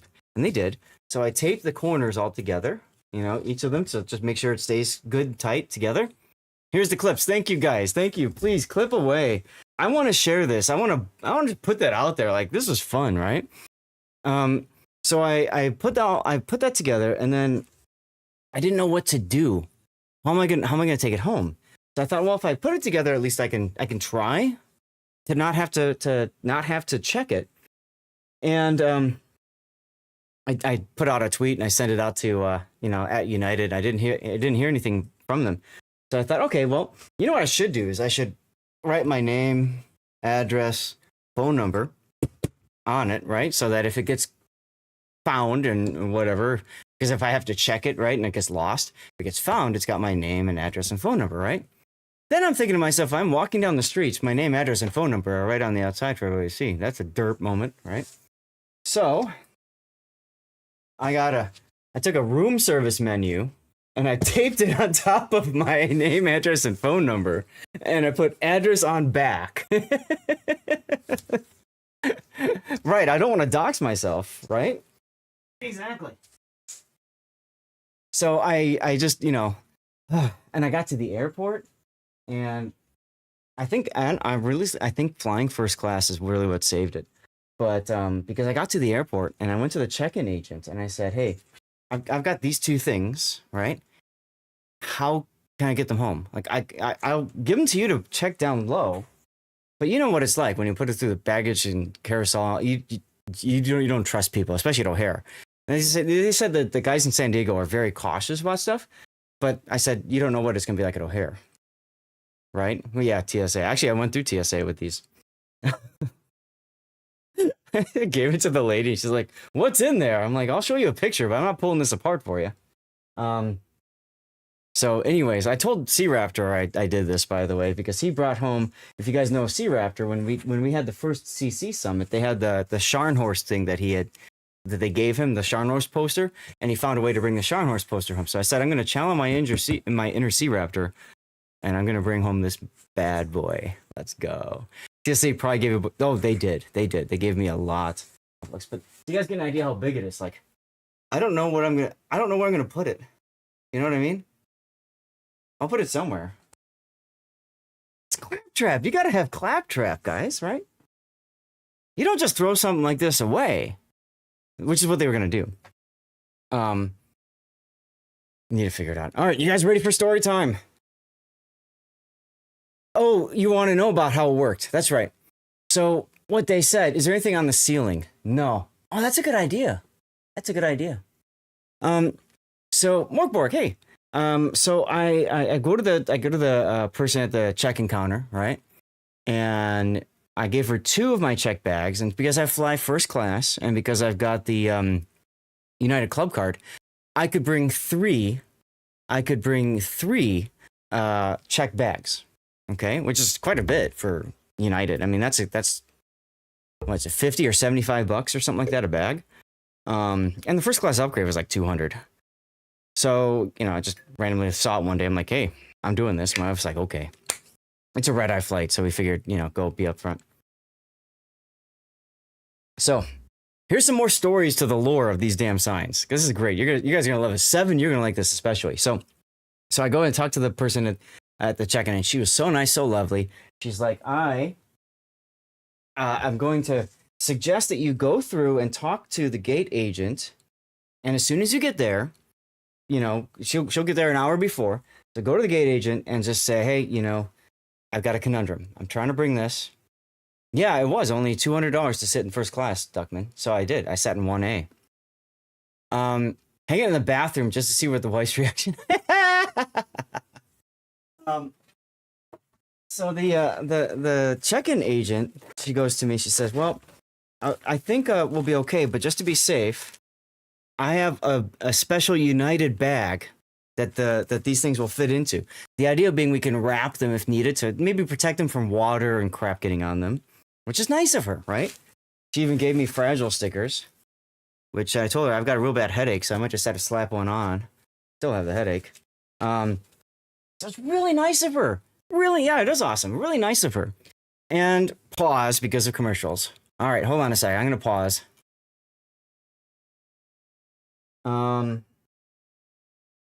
And to get out of this area because floor.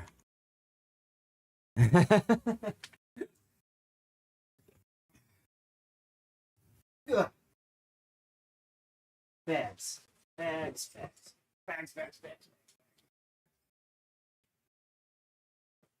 Are you listening to me on all that stuff, honey?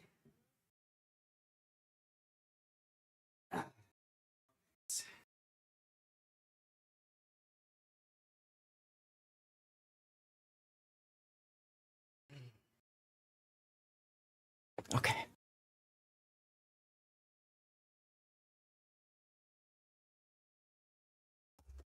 No dirty water tonight, Duckman. No dirty water tonight. I have too much of a headache and all that kind of stuff. There's a shout out from Morkbork. I get a good water. Yeah, this is Evian water, but like I kept refilling it. This is water from the Chase Lounge at San Diego, I think. I think it was San Diego, but there's airborne in it, so I'm just gonna drink it.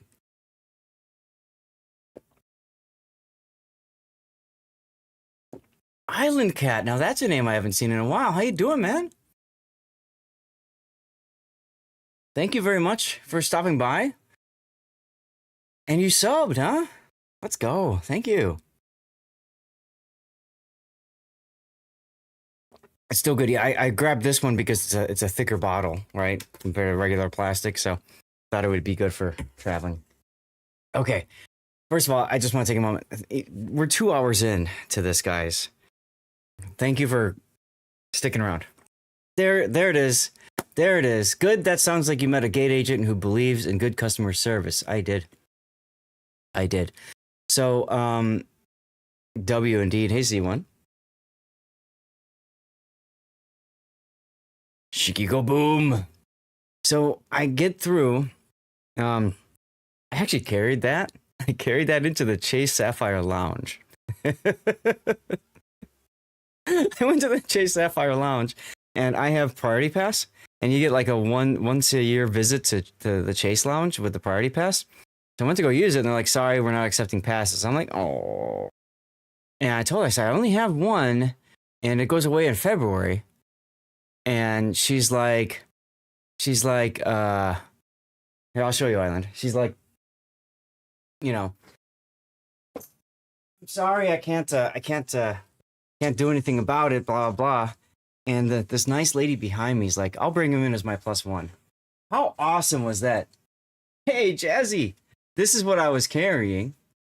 This is what I was carrying right here. Someone do me a favor and screenshot this right here, and I'll send it over to, screenshot it and just message me on Discord if you can, like Joey or someone else. So it was very nice of that person. Now, before the trip, before coming out on the outbound flight, I actually brought a fellow Twitch partner in as a +1 to the United Club because I have the ability to do that too. I just posted on the Twitch partner Discord, and somebody's like, "Yep, I'm in O'Hare right now." I'm like, "Come find me. We'll get you in. Beer, drinks, food, Wi-Fi, clean bathrooms." So we got him in. He'd never been in a lounge before. So it's karma. I told my wife that. It's karma, right? Like, no dirty water for me. No. Okay. So continuing the story. So I took that into the Sapphire Lounge, found it in a corner. People give me weird looks. Get to the gate. Agents are there. The gate agent is there. I go up to her. I say, "Hey, so the lady at check-in said, talk to you guys because I've got a conundrum." I said, "I've got this poster board. I want to bring it home, but I'm really concerned about bringing it down and checking it underneath, right?" So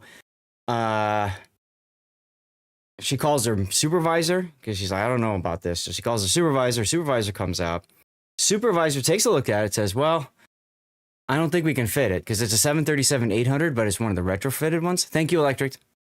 And but she said, "I'll go and talk to the flight attendants anyway." So she goes, she waves her magic wand and goes down the ramp, or whatever, the jetway, goes into the plane, talks to the flight attendants, comes back out.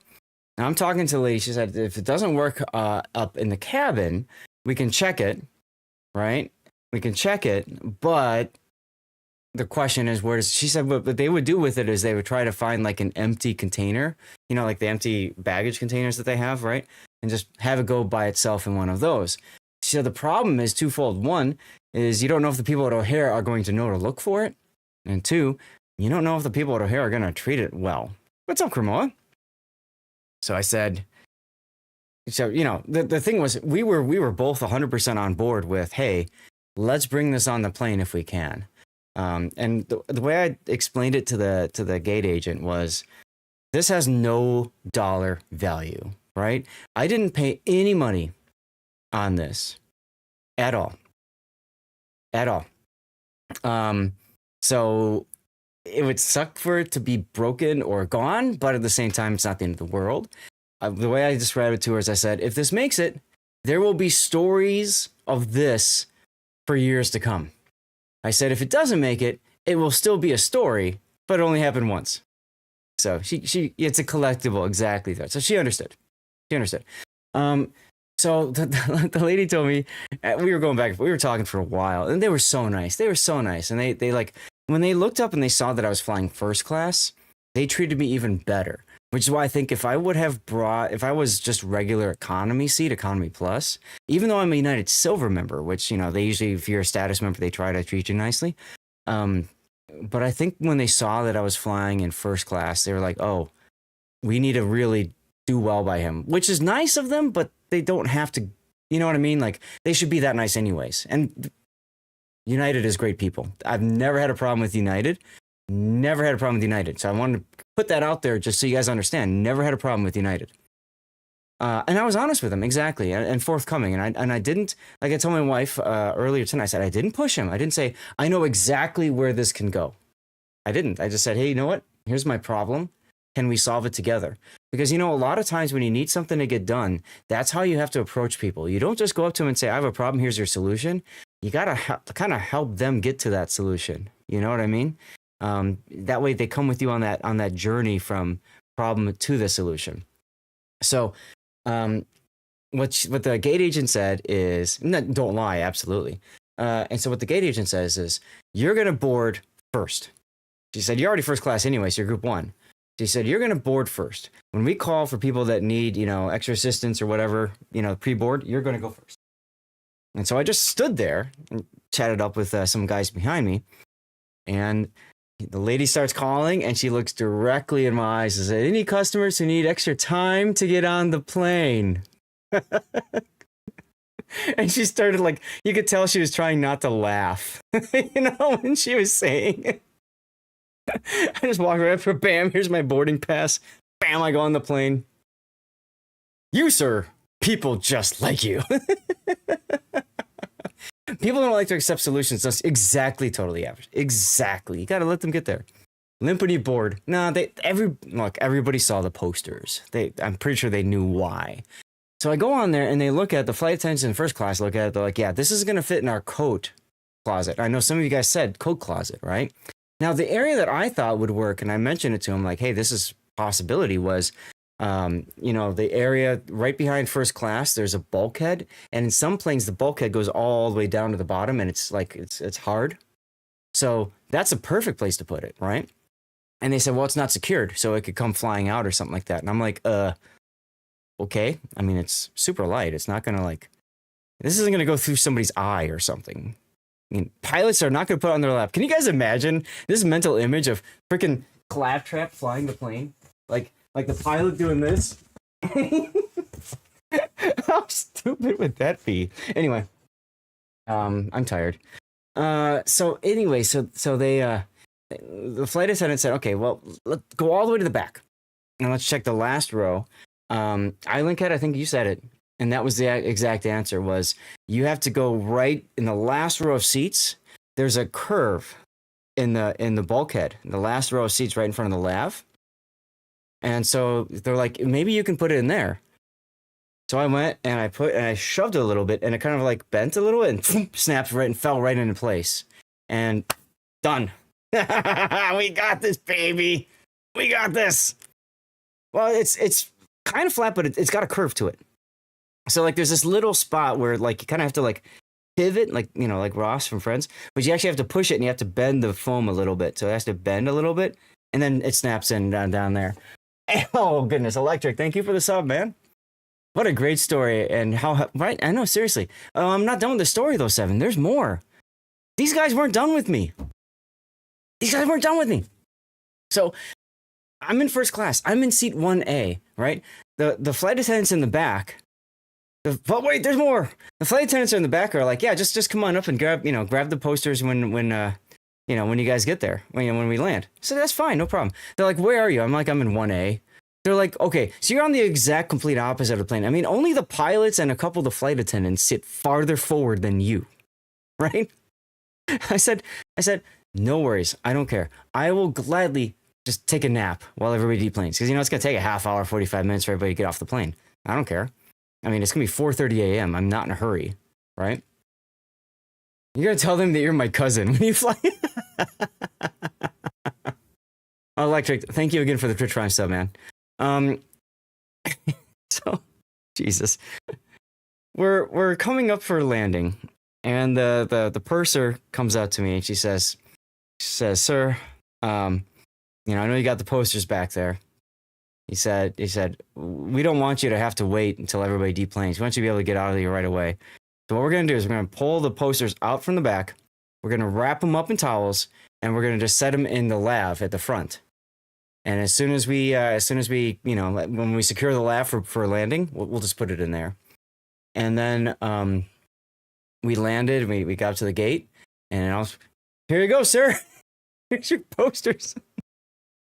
And everyone's like, who is this guy? They treated me like a prince, Evan. They treated me like a prince. I didn't expect that. I didn't want that. Just leave it. I'll go get it. Actually, I wanted to take a picture of it when the lights were up, because the lights were pretty dim when I got on the plane. I wanted to take a picture with it, but I'm not going to ask him to go put it back. But, they go and they bring it up, and I'm like, you guys are amazing. Absolutely freaking amazing, That's incredible. It's absolutely incredible. One time he got a seat in 1B, was able to enjoy being the first off the first and only time. Otherwise, in the back, then you know exactly what I'm talking about. United's getting, and it's well-deserved good hype, if you ask me.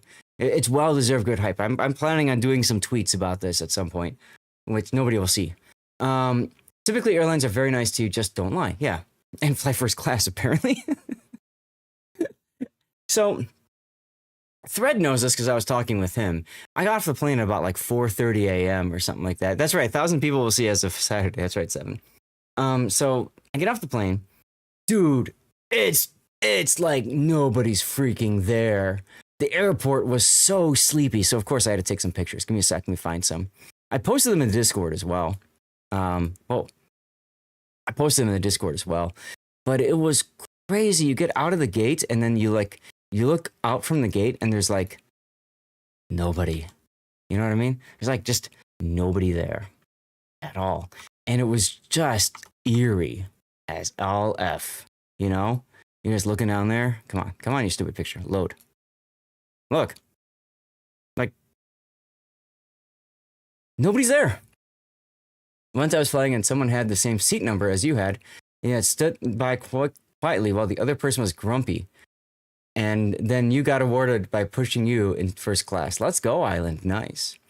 That happened to my wife. She had the exact same name as somebody else. First name, last name, and middle initial. So they had put them both in the same place. And everybody was like, oh my God, it was crazy. And of course, my reaction was, I just found out I had 2 wives. Nobody laughed. I don't know why they didn't laugh. I felt bad. Oh well. Is this a new picture? Yeah. Look at this, Evan. Look at this. When have you ever seen the United, like, gee, let me check in on my flight. Let's see. What was my number? Star Alliance. Right? Right? Yeah, they're real pictures. What did you think I did? Just like fake it somehow? What do you think? I go to like AI and like same number as my posters, right? Seriously. Yeah, the white rectangle. So they've changed completely like the font and the display. I don't know when they implemented this, but it's pretty recent. You see how it looks? KIA, hey. Let's go, KIA. Thank you for the raid, my friend. Let me drop this for a second here. There's Stevie and Prue welcoming you guys all in on the raid there. Unfortunately, both have passed, but they are still with us. At least their ashes, mementos, all that good stuff are still here with us in spirit. So they all greeting you guys in for the raid. Thank you very much. What's up, Right Hand Doom? Welcome aboard, everybody. I'm Lord Zath, the North American video contributor for World of Warships. We are currently debriefing TwitchCon. I'm telling stories. I hope you guys are okay with hanging out and learning stories, because that's what we are doing right here. Shanghai 6. Dude, did I take a picture with you? Shanghai is the head of Stack Up. Whoa, there's two? What the? Huh? Captain Richard. Whoa. What is this? Captain Richard with the raid too. My goodness, thank you guys.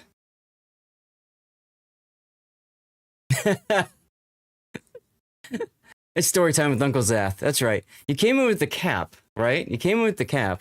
Yeah, so again, I'm Lord Zath. I stream World of Warships. For those of you guys who know Stack Up, Stack Up, of course, I used to work for them. And I am still very much involved with them. As a matter of fact, in a couple of weekends, I get to go see Shanghai 6 again and several of the Stack Up folk for Call to Arms Live. So that's going to be a lot of fun. You can see the link there, learn more about Stack Up and the campaign and all that. Guys, when you follow, you give Stevie bacon. So thank you very much for the follows. And when we do raids, I need to eat out codes. We just had 2 raids, so we're going to eat out 2 codes. I have to do them one at a time. You have 10 minutes to enter the giveaway. Go to twitch.tv/Lord_ZADH, follow, and write something in chat. There you go. Be a follower, active in chat. It's for a community contributor container, guys. All right. Captain Richard, we met at TwitchCon. That's right, we did, didn't we?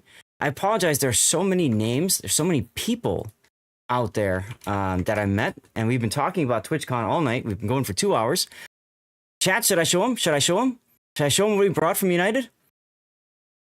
Let's recap the last 30 minutes. United Airlines isn't that stinky right now. You guys want to see what I brought home? What United helped me bring home? Here, let me show you. I brought home 2 of these. 2 of these. White boxes. They're only white on one side. On the other side, Borderlands 4, the Vault Network, Creator IRL Meetup. Let's go. Trap. One of the mixers, one of the parties that we went to. TwitchCon. I got 2 of them. And we've been telling this story for the past 30 minutes of how United helped get me home with those all in one piece. The nicest of people. By the way, I'm technically not done with that story yet, because guess what? After I went around, we were talking about the airport right now, because I got in at 4:30 a.m. and United Club isn't open yet. So of course I'm wandering around the airport because I can, right? TSA, I don't have to worry about that at United because I'm already through the secure zone. So as long as I don't leave the secure zone, I'm fine. And by the way, if I leave the secure zone, I'm screwed because I do not have a same-day boarding pass. I can't get back in. So I didn't leave. I stayed, right? And you know where I went? Guys, how many of you here are World War II history fans? Everybody raise your hand, for God's sakes. The bars weren't open. Nothing was opened. The doors were all down, all that stuff, you know what I mean? Yeah. So I went and saw the Wildcat. You guys know this exists, right? At O'Hare? There's an actual Wildcat on display. Yeah. For Butch O'Hare. So I went and I checked out the Wildcat, and I posted all the pictures in my Discord. I was actually talking with Fred while I was walking around the airport at 4:30 in the morning. Oh, commercial break, of course. I will pause for a moment. And drink some water. Y'all don't mind.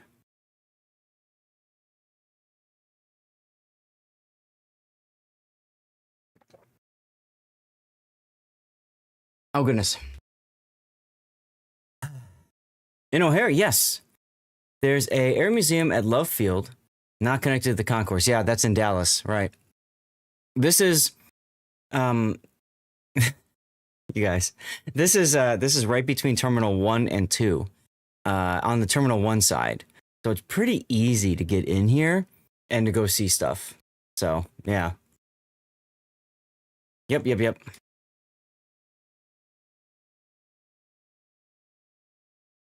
National Air Museum in Dulles, Virginia is by far, yes, it is. Both of them, right? Because they have two of them. Oh no, I'm thinking of Smithsonian. I haven't been to the national one. Remote says usually just take a military hop to places I want to go. Yeah, I'm not military, so I can't do that. But thank you for your service, my friend.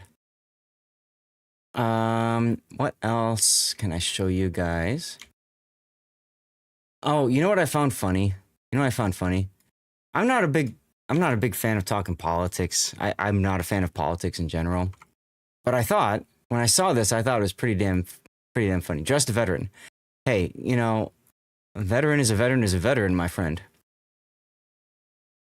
Check this out. This is a sign about, you know, a little bit of information about Butch O'Hare, right? Take a look at this. City of Chicago, Rahm Emanuel mayor. He ain't the mayor anymore. This is one thing I really hate in Chicago politics, man. They throw their name on everything, anything and everything. You walk through O'Hare and you freaking listen to the mayor welcome you to the city of Chicago while you're taking a piss. And it's like, I really don't want to hear your voice right now. But it is what it is. So I just thought that was funny running into that, you know, and seeing that. Whatever. It's worse in Naperville? Oh, I'm sorry to hear that. But yeah, so they've got a full size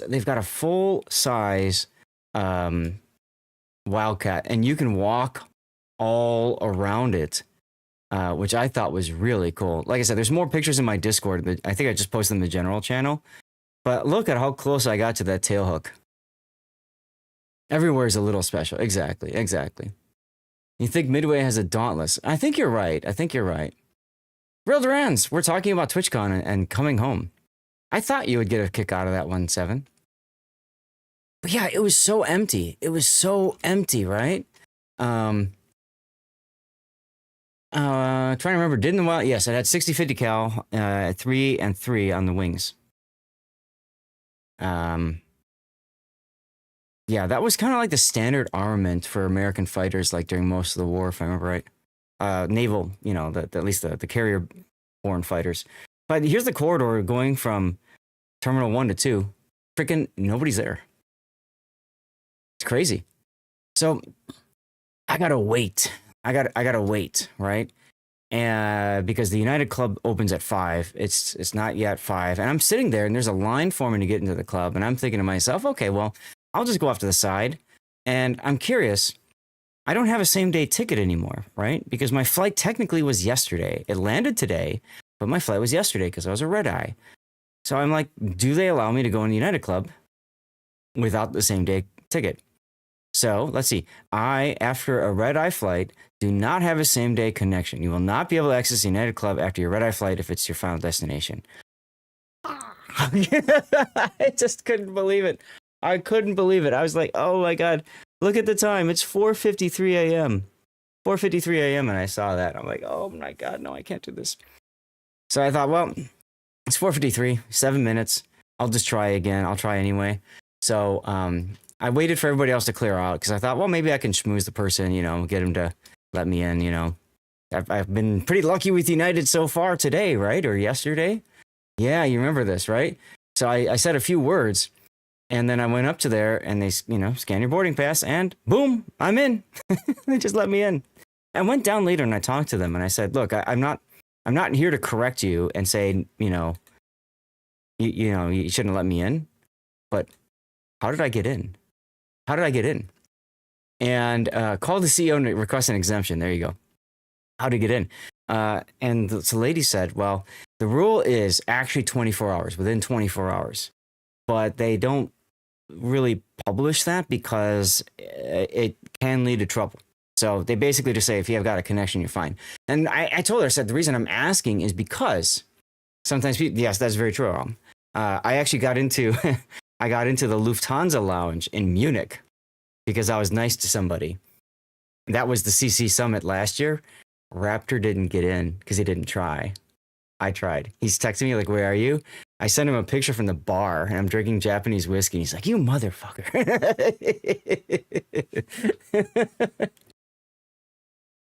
Oh God, yes, that's right. And don't forget, I still have this big poster board with me, plus 2 backpacks. Um, and so yeah, so she told me that, and that was important because if I do a red eye again for TwitchCon or anything else, right? Like I could easily go to Milwaukee and have my wife come pick me up, right? So I connect out of O'Hare to Milwaukee, and boom, now I can go to the club. So I hang out in the club for a couple hours, and time to go get the train. So I go downstairs to the baggage. There's only 2 bags there. The baggage claim, mine. I know, right? Seriously, Japanese whiskey duckman, yeah. United is one of the few places, one of the few clubs that allow for lounge access on arrival, which means when you get there, you can go and scan your boarding pass and go in, have a drink, use the bathroom, eat, whatever you want to do. Most lounge networks, including Priority Pass, will not allow this. You can only get the lounge on departure, not arrival. Of course, if you have a connection, that's a little bit different, right? Because you have another departure coming up. But if it's your final destination airport, DTFO, they won't let you stay. But United does. And what they do, and they're so nice for this, what they do is they allow you, they will take your bags off of the carousel, and at least at O'Hare, they will lock them up. At other airports, they will take them and move them to another area. But because O'Hare is like the big home base for United, they actually have these huge big rows of cabinets that they can put stuff inside. But what they typically do is they put a kind of like a bike lock going around. And they lock it up, and so you can go up there knowing that your bag is secure, pretty much, right? Because nobody picks up your bag, and then they will lock it for you, and then they will check your ID to make sure you are who you say you are before you can pick up your bag, which is really nice of them to do. At San Diego, they did the same thing. They held it for me. So before TwitchCon, I went to go to the United Club, went down there. Phoenix, when visiting my dad, my wife and I did United Club, and they did the same thing. So I guess I'm shilling for United now. Maybe I have to like reach out to them and ask if they, do anything for Twitch partners. I'm Lord Zathan. This is my favorite airline, but it is pretty swank. But you pay for it. I've got the United Club card. It's like $700 a year. It's a lot of money, but I can bring myself and my wife in, and the free check bags and blah blah blah other things, benefits and stuff. Right? There's like an ambassador plan. Talk to Delta. Thread. Delta's unfortunately for United, for Chicago, Delta's not the greatest because they don't really have any direct flights. It's only to hubs and then ultimately someplace else. And to fly out of Delta at O'Hare, it's through Terminal 5. Terminal 5. Now the Delta Lounge is nice, but yeah. United's your favorite too. You have very few bad interactions, and I saw KIA said as well for him. United. You fly Delta? I mean, it makes sense if you're in, if you're in Atlanta area or something like that, or near, Minneapolis is another one, Salt Lake City, right? If you're at one of those Delta hubs, then sure, it makes sense. You fly Delta. That's why I fly United, because, you fly the broke as F airlines, and then you tell all the stories later. Oh, Island Cat won. Hey, congratulations. I won't share the rest, but yeah, Island, I completely get you there. You try for Alaskan or Hawaiian, dude. Go. See you 7. But thank you for hanging out. Now, we've been talking stories, and I still didn't tell you guys the best story. I didn't tell you the best story. Totally, you had asked what's my best experience at TwitchCon. I told you one of them, right? When I was recording a video with Robitech, right? The PC stuff. But the other story has to go with this. Good night there, Wolfie. Frontier, we did our best. Exactly. That's what Frontier does. The other story has to do with this. Because at the Vault Network, one of the things that I do, and I tweeted about this in 7, you mentioned this, you said, good on you, Zath. I remember you said that. I think I saw you say that. I don't like the BS. I'll use this as an example, where when you're at TwitchCon, people look at you, they look at your badge immediately, and then based off of what it says here, they decide if they're going to talk to you or not. I think that's pretty stupid. I think that's terrible, because there are plenty of affiliates that are good people, and there are plenty of partners who are not good people. So I chat up anybody at these events. And the one thing that's really cool about the Vault Network is that they don't care how big your channel is. If you're cool and you vibe with them, they'll let you in the program. So these guys got in the program, and some people, they don't even have 1,000 followers, and they got into the program. You know, let's talk. Let's chat them up. So I started chatting up these people, and they were a couple affiliates. One was an affiliate, the other was like their best friend and stuff like that. And we were just having a good time. We were vibing, good stuff. And I'm a partner. They're affiliates. They want to become partner. So, you know, they're picking my brain, right? Like, what's up with how do I get this? What kind of things can I do? That sort of thing. So I was just kind of giving them suggestions, and I talked to them about doing things like these are the two guys here. Talk to them about things like, you know, finding ways to stand out, right? So people know who you are. 50 camos. There you go, Island. Lol. Sorry. But so people can learn, like, teach how to doogie. There you go. Bad jokes. I'll tell you what, I really think my brain's been being picked for the past couple days. Like the Voyager episode where they're doing experiments on people live. Oh my God. Like Janeway who had the stuff being screwed into her temples. I really feel like that. So, you know, you go to this, and I met other people beyond these two, right? I was talking to them and stuff, and they're like, how do you get people to know you and stuff, right? So, you know, I was talking to them, and I said, do you remember when we took our group picture? Because we took a whole big group picture. I don't think I have that. I don't know. I'll see if I can find it. But, you know, we took a big group picture. This guy in the middle here, this is Josh from 2K. Awesome dude. Isn't it a great shirt, Duckman? Yeah, the Fabletics, by the way. Here, Fabletics. Hashtag sponsored. Anyway, he's an awesome guy, right? He's just awesome dude. And, you know, we talked to him about stuff, and he's like, reach out to me later. Let's talk. And I'm like, all right, I want to make sure that he remembers me, right? So when we went to go take our group picture, you notice that, like, there's all this stuff down here. He starts clearing stuff away. And everybody else is just, yeah, it is a biggie. 2K does Borderlands, right? So, you know, he's clearing away furniture and stuff. And everybody else is just like standing there waiting to take the group picture. So I jump out and I start helping him move furniture, right? And, and these guys, this guy especially, he's like, what are you doing? Like, I'm making sure that he remembers me, right? I'm making sure that we make a memorable, like, I rolled up my sleeves and helped you get stuff done, right? As opposed to just standing there and watching, right? Grand Theft Auto. Oh, that's right. Did they? Okay. Good to know. They also do Civilization, by the way. So like, you know, he's like, dude, I am learning so much from you. And, we just vibe. You know, when you're vibing with somebody, you're having a good time, just hanging out, you know, who has to think about that? Everybody does. You know, if you're making connections with people, how many people is Josh from 2K going to meet over the course of a day, over the course of the weekend, right? How many emails is he going to get already? How many emails is he going to get this week?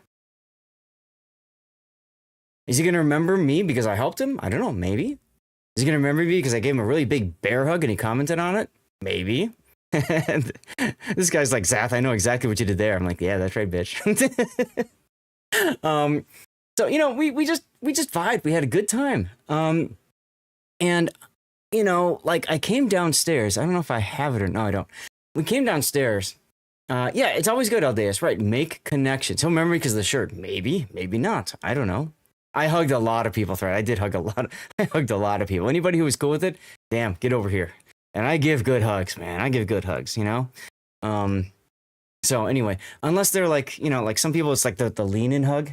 If it's a lean in hug, then I'll lean in, hug back, and I like barely make contact because, you know, that's no, I don't want to make it uncomfortable, Ki. That's exactly what I'm trying to say. I'm trying not to make it uncomfortable. So another story, right after this picture, there's 3 ladies that asked for me to take their picture with the camera. So I said, sure. So they gave me the phone. I immediately turn it around to selfie mode and snap a picture of myself and this guy. He goes, Zath, did you just take a picture of us? I'm like, yes. Why did you do that? And I'm like, because if I don't tell them, they might not look at the pictures later and they'll see it and they're like, who the hell was this? Oh yeah, he's the guy that took the picture. Right? Or they might see it and they'll just burst out laughing because I took a selfie anyways. It's a harmless thing. And the worst case scenario, they just delete the picture. You know what I mean? It's like, whatever, come on. It's not like you're paying by the picture these days. These aren't Polaroid pictures. You know what I mean? Right? So why not, right? You want to make it uncomfortable. I don't know about that, but yeah. When I meet Lord Zath, I'd want to do a face-off like Mortal Kombat 3, then hug it out. Let's do that. Yeah.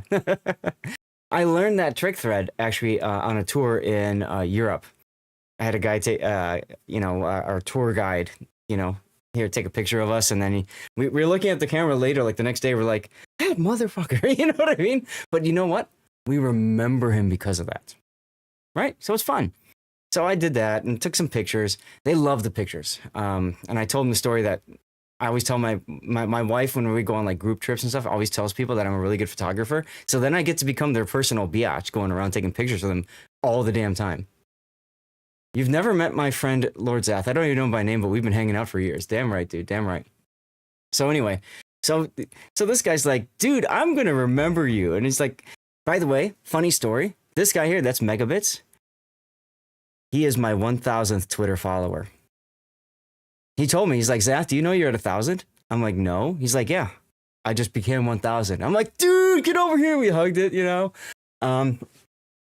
So we're leaving. We're leaving the party right at the end there. And I go downstairs and I'm chatting up with a couple of the other people from the game side group. We go downstairs and there these two guys are. And what they did was they offered to help the people from game site take their stuff back to their hotel. And I'm like, proud dad moment, right? You're learning, young Padawan. You're learning. Like he's already figuring it out. Let's go. So I said, I'll come with you guys if you want. And it was at that moment. Thank you, Forrester. Please. Yes. Shout him out. Damn right. Damn right. It was that moment. It was at that moment that I went and I said, hey, can I get a picture of this? That hand, that's one of the people from the game side group. She's actually the one that ordered this because they have to pay for this, right? And they found a printing company. They designed it and sent it and had it printed. So she said, here you go. And she's like, we're just throwing these out anyways. And I said, oh, no, you're not throwing them out. I said, I'll take them. You're going to throw them out. She's like, okay. So I hung out with them and walked around for several blocks with these damn posters. We get to their hotel. They leave us. We give them their stuff. And I go back to those guys. I said, what are you guys doing tonight? All right, don't throw them out. Absolutely. I said, what are you guys doing tonight? And they said, well, we're probably going to go find something to eat. And then we're just going to go to bed. I said, no, you're not. And what are you talking about? I said, you're coming to a party with me. And they're like, all right, let's see where this goes.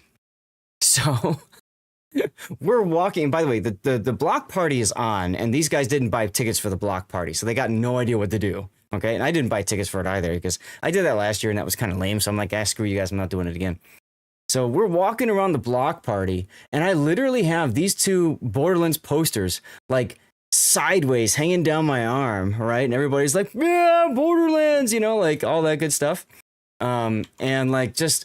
We're walking around like all these people, like just all over the place, and like look how packed that is. That's right outside the main entrance to the block party. We had to go around the block party. They were setting up. They hadn't opened it yet, and so security wouldn't let us go through. I said, all I want to do is just get through and get out. You didn't know it got to this point. Oh, dude, there's so much story. But when you're tweeting stuff out, you can't. You can't put it all over there, right? You know what I mean?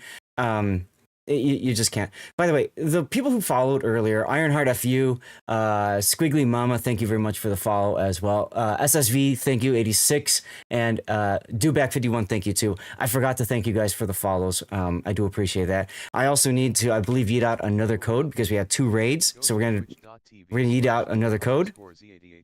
Follow and write something in chat. Okay, and we're going to pause for a commercial break, and that's good because I need to drink some water.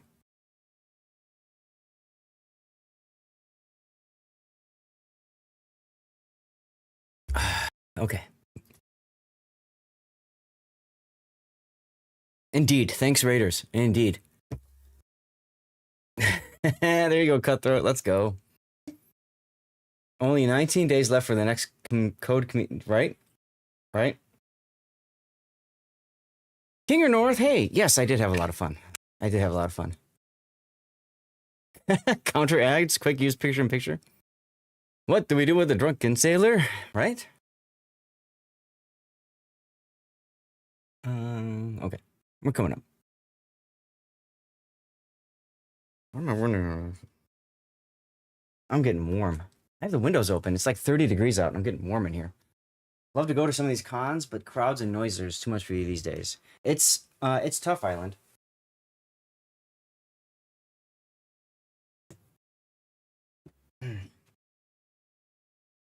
It is definitely tough. Oh, for those of you guys that are new, we're going through the commercials here. I'll put that up.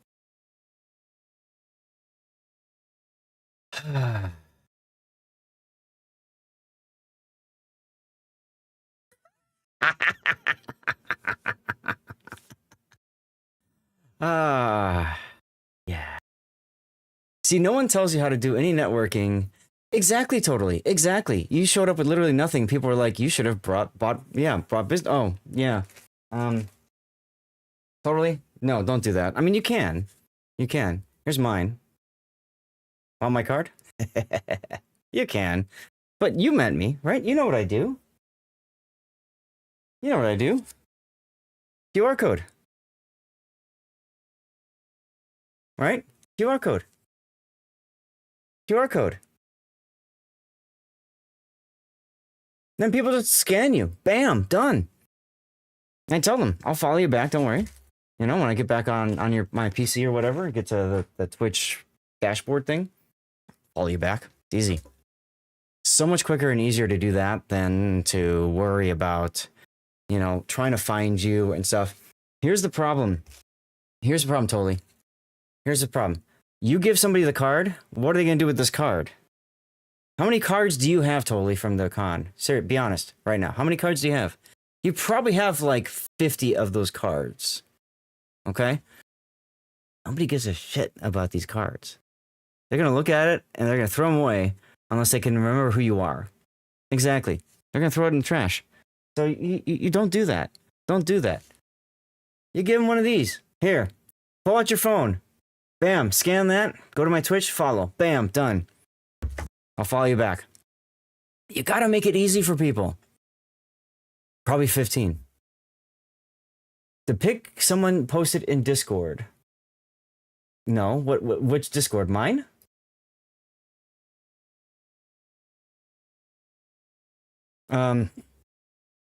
Anyway. And you guys were talking about the beanie. Well, I'm not cold, but maybe you put the beanie over. Sup? Anyway. Yeah. That was electric. So. Go to twitch.tv. Oh, for God's sakes! Hold on a sec. And write something in chat. Hold on a sec. I gotta apologize. I need to turn off my streamer bot and start it back up again. Otherwise, it might give out the same code twice. Yeah, I did ask for that screenshot. I did, because I want to share that with the Vault Network people and be like, hey guys, I made it home. We did it on stream today. Okay, I'm going to start up the giveaway again, so just be ready to type something, okay? Giveaway up. There we go. Go to twitch.tv/Lord_Z80. Okay. Follow, and write something in chat. So those of you guys that entered the giveaway a moment ago, you need to re-enter. What did I do again? So because I have my bot set to automatically just randomly, you know, yeet out a code like this. But then I manually ran one because I had 2 raids. I manually ran 2. But the problem with my bot, we discovered, is that if multiple giveaways happen at the same time, then the bot likes to send out the exact same code. It just has this kind of an issue with it. And because there's a 10-minute period of time for people to enter the giveaway, unfortunately, it can happen where somebody ends up with the same code a lot. And it's just a pain in the butt going back and forth versus just redoing. You know what I'm saying? So sorry for the inconvenience. If you entered earlier, it's always a good reminder anyway. Just enter again. And in general, if you don't want to think about it, every 15 minutes, about 15 minutes, just type something in chat, like the letter A, and hit enter. I don't care. Okay. It also helps Twitch know that you're human and I'm not view botting, which is nice too. Okay. So, yeah, no, you're fine. Bad jokes. You're fine. The letter A. So we passed all this and we go to this place. Now, Totally Awesome Gaming, you were totally average, sorry. You were saying nobody taught you this, which is exactly right. So I told these two affiliate friends, I said, I'm going to teach you the real con. I'm going to teach you the real con. If any of you guys are also here and you're just lurking and you're planning on going to TwitchCon in the future, listen carefully. Listen carefully. You're going to... Oh, Totally Awesome gave you totally average. Got it. Well, now you can be totally awesome. Seems as my last round's teammate reliably informed me that I am in fact a bot. Haha, nice. That's weird. I'm gonna type a name, and he's also on Twitch, so I'll just do it like that. I'll shout him out. He deserves a shout out anyway. I think is it like that? Yes. Go follow Zach Bussey if you are a Twitch streamer and want to learn more about the industry and grow, look for opportunities, stuff. He's got a weekly newsletter he puts out. I got in on the Vault Network because of his weekly newsletter. I just saw the link. I said, sure, what the hell? I filled out the form. Boom. I'm in the Vault Network. Okay. That's how you find a lot of the parties and mixers for TwitchCon. So I told him that. I told him about that. I said, you guys, it's too late for you guys to do all this, but next time, do this. I said, we're going to go to a party. I said, I'm going to tell you this. There's no guarantee I'm going to get you inside. Yes, he's on X. Exactly. That's where you follow him, really, is Twitter. But I just shouted him out, and I'm sure you can find the link to his Twitter from there. He does stream, and he talks through stuff, and it's good to listen and talk to him, too. And he does kind of interact with you if you've got a question about, like, stats, numbers, and stuff. He kind of gives you his take on it. He's a Canadian, which means he's a really nice guy. So I told these affiliates of mine here, these newbies, the guys still wet behind their ears. If you come with me, if you want to live, I will take you to a party. No guarantees you're going to get in. Might strike out, might get in. I don't know, but you don't know until you try. So we went to the NCS party. I can't remember the full name off the top of my head. But we went to this party. They were releasing a game called, what was it? Limit Zero something. It's like an RPG, like a anime JRPG kind of thing. And so we're walking there that way, NC Software, something like that. So we're walking to this party, and I told them, I said, okay, so this is what you need to do, because you guys don't know who these guys are, and they don't know who you are, right? You need to look them up right now. Pull out your phone, look them up, find out what games they make. And so they're looking up, and one of them goes, oh, hey, Guild Wars, I play Guild Wars. Yes, you're in. So I said, when you go and see them, you tell them, I play Guild Wars. How many years, blah, blah, you love the game. You got to schmooze them, right? He says, okay. He's like, how do you know all this stuff? I'm like, I'm old. So, right, Wikipedia nerds. So we go up there. I check in because I'm confirmed on the list. And I said, just so you know, I've got two friends. These are affiliates. They're really cool guys. They'd like to join if possible, if they got room. They're very nice people. And, hey, I'll introduce you to them. And so they came up and they said hi and stuff like that. This is actually supposed to be for hangovers, Flint. It's like a compression thing for your head so that it helps your, whatever. I don't know. I just wore it because I thought it'd be fun. It says be right back. You're supposed to wear it down here. So anyways, so I, they came up, they chatted with the guy, and the guy said, yeah, you guys can come on in, no problem. Just fill out the form. And they were like, dude, we got in. Oh my God. And they were so excited because, of course, you go to these parties, there's alcohol, there's food, there's activities, and there's people that you can meet. Okay. And when you go to these events, you want to meet people. You don't go to these events to just screw around. You're wasting a lot of money if that's the case. If you're a Twitch streamer, right? You go to these events because you want to meet people and all that kind of stuff. Or, in my case, you don't do that. Give me a second. Let me show you. In my case, you play darts.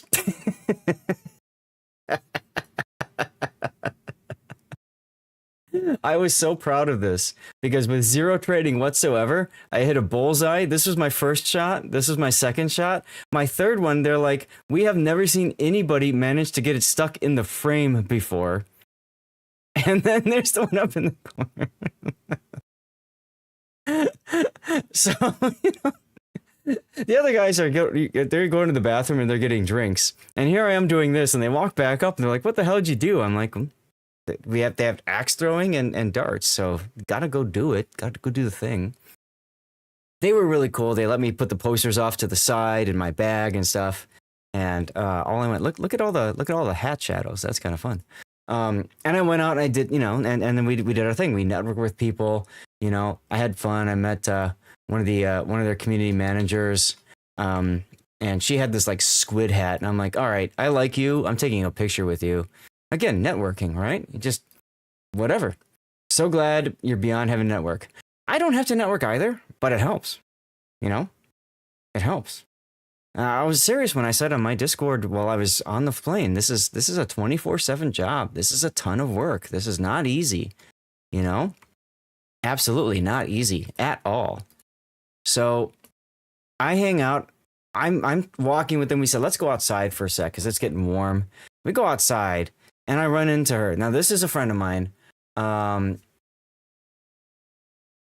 I can't remember her exact handle. So just give me 1 second. Let me see if I can find it.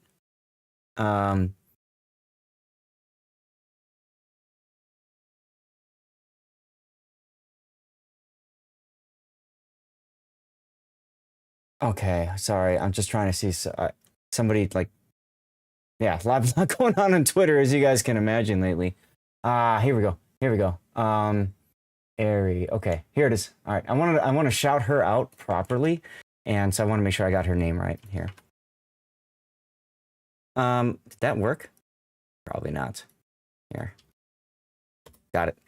I met last year at just a random rooftop mixer. Like, just come here and hang out if you need an escape, and that's what I did.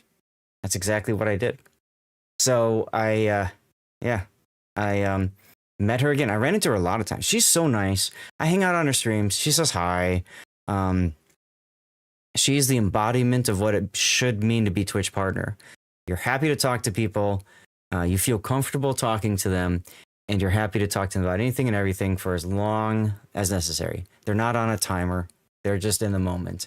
And those are the people that you look for. Those are the ones that you vibe with, right? That's what matters most. So I see her. I want to take a picture. The other two guys are behind me. I take my picture with her. I say hi, and I said, I'm here with a couple affiliate friends. And I motion to them. And Mullet Man, I don't remember his name off the top of my head because I'm tired. He goes to me. He says, hey, Seth, is that Pirate Gaming? Or not Pirate Gaming, sorry. Pirate Software. Is that Pirate Software? And I look at it and I'm like, I don't know, might be. I mean, I know who Pirate Software is, but I don't know, like, I know of him, you know? I've seen his picture on cover pics on YouTube, right? I know he did something with Devin Nash. He did a YouTube video with him, right? So I look, and I don't know. So I walk right up to him. I said, excuse me. I like butted into his conversation. Excuse me. Are you Pirate Software? He's like, yeah, that's Pirate Software right there. Right? He's like, yeah, I'm Pirate Software. I'm like, I have a friend that I just made tonight that would love to meet you because he's a huge YouTube guy. Hey, Thread, congratulations. He's a huge YouTube guy. So he'd love to meet you. Can you have a minute? He's like, oh yeah, I got time. So he sits there and chats up this guy for like 20 minutes. They're going back and forth. They're having good time, good conversation. They're following each other on Twitter and all that shit, like they're having the time of their life. And of course, I said, hey, I want to meet you too. I want to learn who you are because you sound like a cool dude.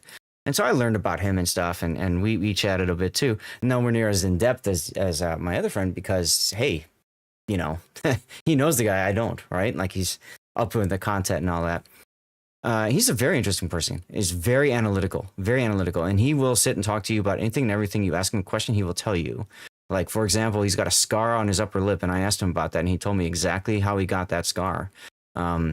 And so like what's cool about that is if I meet him again, I can say that. And now I've got that connection. You know what I mean? Um so yeah, so like in this random party that we went to because of this random thing called the Vault Network, where they just let anybody in that seems to vibe with them and they're pretty cool. Here we go. Right? I've met Pirate Software, big name dude. That's cool. You know, I made a new friend, contact, acquaintance. I don't know, whatever you want to call it. You know, and I saw him again a couple times later, and I said hi and thanked him for being cool and all that kind of stuff. You know, so you just never know what's going to happen at a con. And if it wasn't for me taking, you know, I don't know what that means, Quest. But if it wasn't for me taking these two guys with these two affiliate friends, I never would have met him because I wouldn't have recognized him as Pirate Software. Because if you note, he's not wearing his name badge. The scar on the lip. Ah, okay. So you know about it. So you know, it's what's so cool about this story is not only did I help them, but they helped me. You know, and it was all like you guys know when I talk to people about my channel and stuff, I always say it's positivity and growth and good vibes, and that's what this was. That's what this was. So you know, we hung out there, we had drinks, they did giveaways. Nobody won anything, didn't matter. By the way, remember I told you guys about my little camera trick.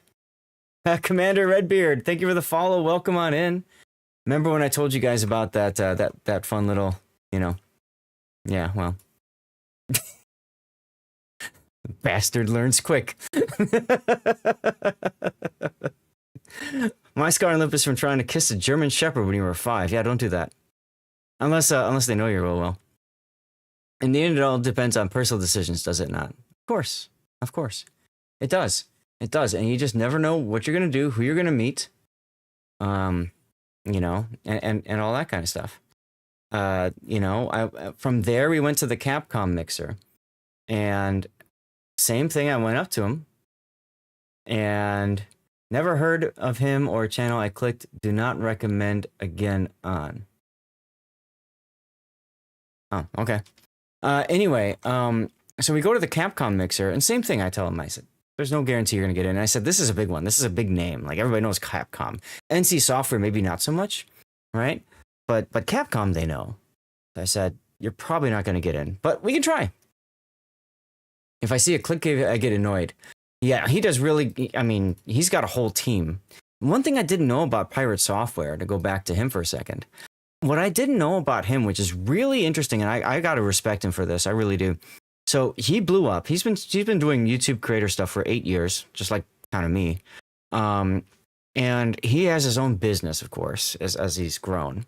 And he's got a whole bunch of employees, and he pays them a full salary with benefits, medical, dental, vision benefits. They get paid time off. They get vacation.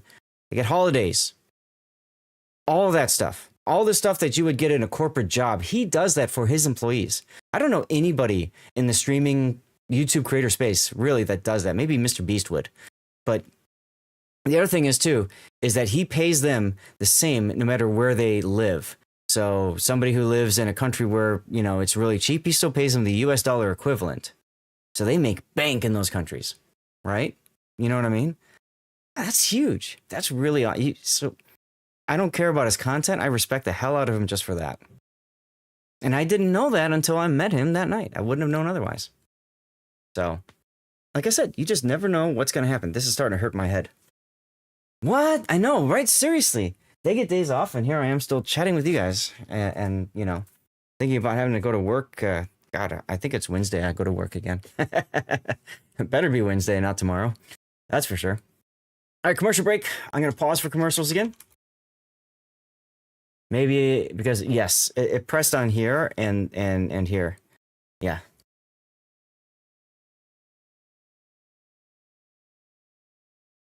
I asked for it. I did indeedy.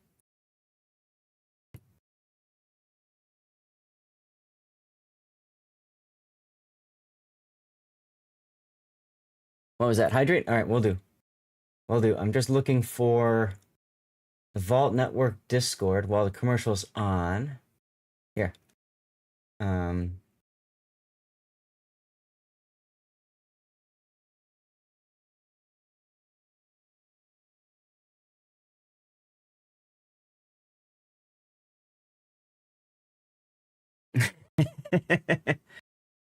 I know, right? You're supposed to be the reliever of headaches, not join them.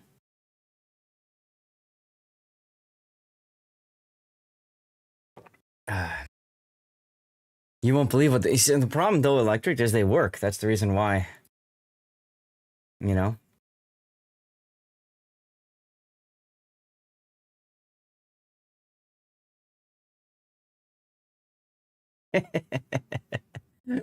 um yeah.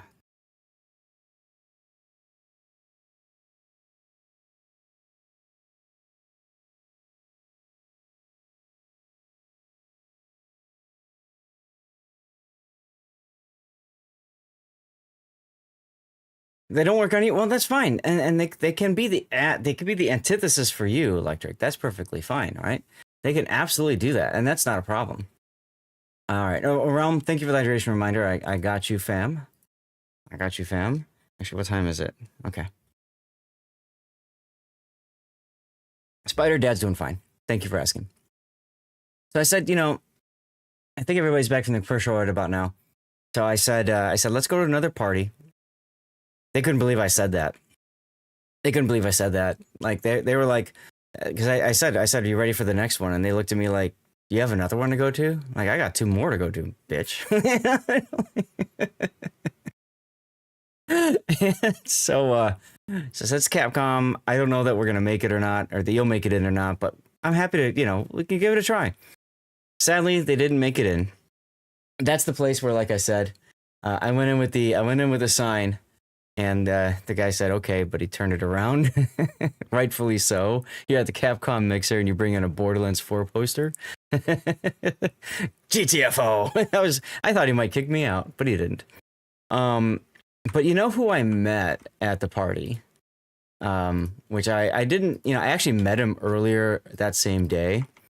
And that would be this guy. Do parties start after each other? Is that going on all night and you skip around? I skip around. One hell of a picture. Yeah. One hell of a picture. You guys know who that is, right? That is Bendable Straws. Hey. Okay. Another person got a shout out right now. Let's go. There's Bendable Straws.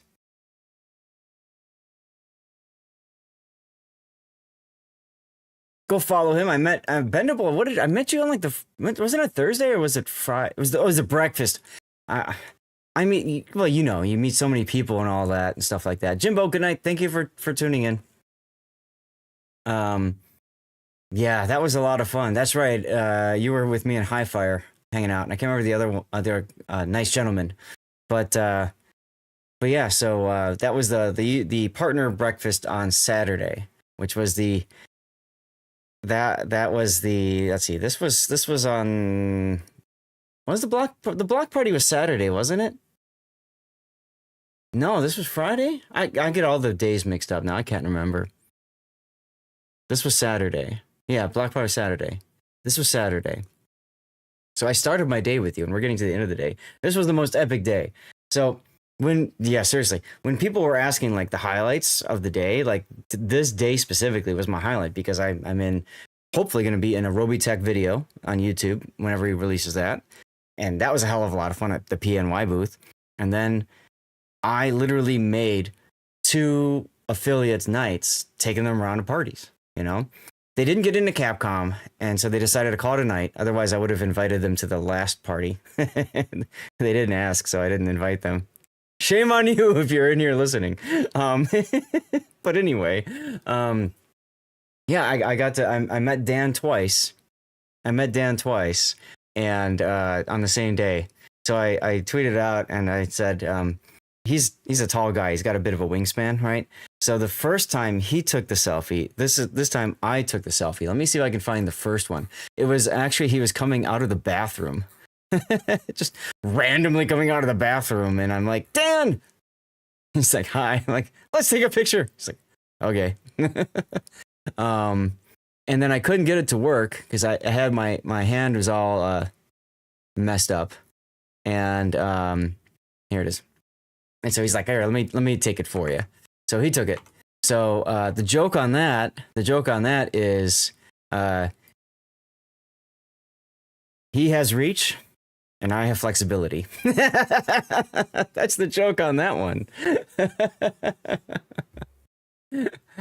Yeah, you can see why it was a highlight. Yeah, I mean, it just felt so good, you know. I even that night I even put together like this whole thing, like trying, you know, just about the night because it was so awesome. I'm like, I got to get this off my chest. I got to type it all up and put it all out there, you know, and all that stuff, and because just how awesome this whole thing was. And it you know what? It made my con. It made my con to know that I made other people's cons too. And for them, totally average, you're picking up on some tips from me too. I'm sure you might be thinking about these next year, right? When you're getting ready, like there's a lot involved in these. And so when I was typing in my Discord about how these cons, you're on 24/7. I mean, I barely slept. I got 21 hours of sleep if you count Thursday, Friday, Saturday, and Sunday night. I averaged what, 5 hours of sleep a night? Am I doing the math right? Yeah, just over 5 hours of sleep a night. So I'm dragging right now. I'm amazed I'm still awake. I slept a decent amount today, but you know, you have to, because you don't know if and when your next con will be. You don't know. So you got to put all your effort and time into it. You thought you were busy going to all the partner classes. It was helpful, but damn, see, that's the thing. My first time, like I said, I went to all those different classes, and then I ended up like realizing like some of the stuff that was really important, I did immediately. It was great. But there's a lot of stuff on my list from 3 years ago, 2022, that I haven't even looked at. Like I still have the email in my inbox sitting new just to remind me to do it. I just haven't had time, you know? So when it came to this TwitchCon, 2 weeks prior, I started looking at Zach Bussey's list of parties and mixtures. Any that were out there that were free, because again, my brand, I don't pay for things. So if I can help it. So I went down that list, and anything that I could pop in, I did. And then every 2 to 3 days, I kept checking. If you manage to sleep 12 hours in a row after a long lack of sleep, you should be fine. Biology says so. Good to know, bad jokes, because I intend to sleep tonight. Trust me. So yeah, so like every 2 or 3 days, I'm checking that. Yeah, Pirate told me a lot, and again, it's from his perspective, Flint, but I don't get involved on it. Dude, he told me so much about like what he's going through, and it was really nice. You know what he said? He said, if anybody, because he was talking to a bunch of us, he said, if any of you guys have the issues that I'm having, you let me know. Like he told me, he told me he was swatted 5 times already this year. He told me that he's bought a new house because of how bad it got, but that he also can't sell his old house because obviously people, whoever buy it next, is going to get swatted, right? So like he's had to downsize his business. Remember I told you guys a minute ago how many, you know, how he was paying people salary, benefits, right? Medical, dental, all that kind of stuff, 401k. And he had all that stuff out there. He said he had to shrink his workforce down. He had to fire like 9 people from his group of 16, or I don't remember the exact numbers. And, you know, it doesn't matter. The point is, it's affected his business, but it's also affected the people that he was helping. And that to him, I could tell that really bothered him. But what can you do? You know, what can you do? Reruns about to pull. That's right. Over on the rerun channel, guys, I do have a second channel that's running 24/7, including while I was at TwitchCon. I was actually streaming technically from home while I was at TwitchCon because I have a second PC right over here. For those of you guys that are new, that for example, I met and hung out with like Bendable Straws a few moments ago, and totally awesome gamer. I'm going to call you awesome from now on because I can. yeah, so I do have another a giveaway that's about to start up over on Rerun. It's the same process as here. Click the link there, follow, and then type something in chat, okay? And it's World of Warships codes, but again, if you want that, if you're looking for stuff, just go do that real quick. It's fine. So anyway, so preparation. So yeah, so for like the 2 weeks out, like every 2 or 3 days, I was checking. Yes, I did the giveaways twice a day. Thank you, Drance. I'm doing a terrible job of selling my other channel. But yeah, it runs 24/7. Best of me, the best of my YouTube content is just constantly cycled through over on Twitch. Some people like it because they can play words on stream. Some people like it because it's just relaxing. They can hear the music, they can hear the sounds, and it's just kind of like a Warships ASMR. And you know you're not going to hear like a lot of swears and stuff that's NSFW or, you know, like that sort of thing. So you can trust it. And some people like to get their drops, the World of Warships drops over there too. So hey, if that's you, cool. If it's not you, that's fine too. So yeah, so now mind you, I'm still working, right? So I'm doing all of this list checking and stuff while I'm working, while I'm getting ready to go. This week, there was that one that was not SNFW, the Picard Jizz, yes, but that never made it. I don't believe that made it to the rerun channel, but I could be wrong, Electric. I don't remember off the top of my head. So I took the entire week off, except for Monday. I worked Monday, and then I like a half day, and then Tuesday through I took off. So I packed on Tuesday. Took me the entire day to pack because I just slowly but surely grabbed things, set them aside, made sure I had them, you know, whatever. And wife's like, why is it taking so long? And it's because I'm checking Zach Bossy's list. I'm getting all these emails like you're on the list, you're approved, or I'm going back and forth with people that I'm going to see. You know, you're basically pre-networking, right? Wednesday for you, Wednesday was the first time I actually looked at the TwitchCon app. Wednesday, day before the event. And I went through it and I just picked out like 5 different things that I thought would look good. Total 5. Not 5 per day, 5 total. And what I did was I set it up so that I would have a half an hour to an hour of free time in between each one. Because I'm willing to bet you found out the hard way like I did the first time. You can't go to them all.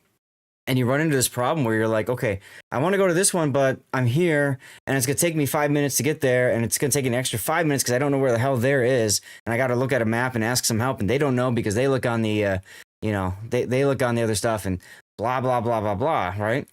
So you get no free time. No, you don't. You don't.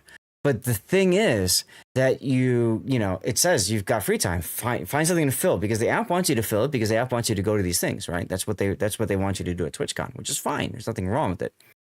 But you got to be able to, kind of sort all that stuff out and figure out like, leave yourself time. Time to go to the partner lounge, time to go to the bathroom, time to refill your water, time to, go find somebody and connect with them and hang out, The partner ones were all 45 minutes apart because they were all in the lounge. Okay, those are the ones that you went to. But yeah, exactly. You missed talking with a lot of people because of that, right? You missed out on a networking opportunity. Look, you will never do everything at TwitchCon. No one has time, right? Exactly. You will never do everything at TwitchCon, so get over it. Go do what you can. And every moment is a blessing. Chat, I'm going to ask you a question. I want you to tell me who the person standing next to me looks like.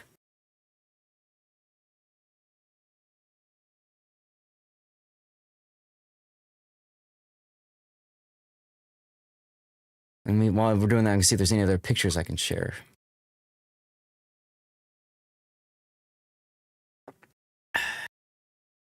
A young puddin', no.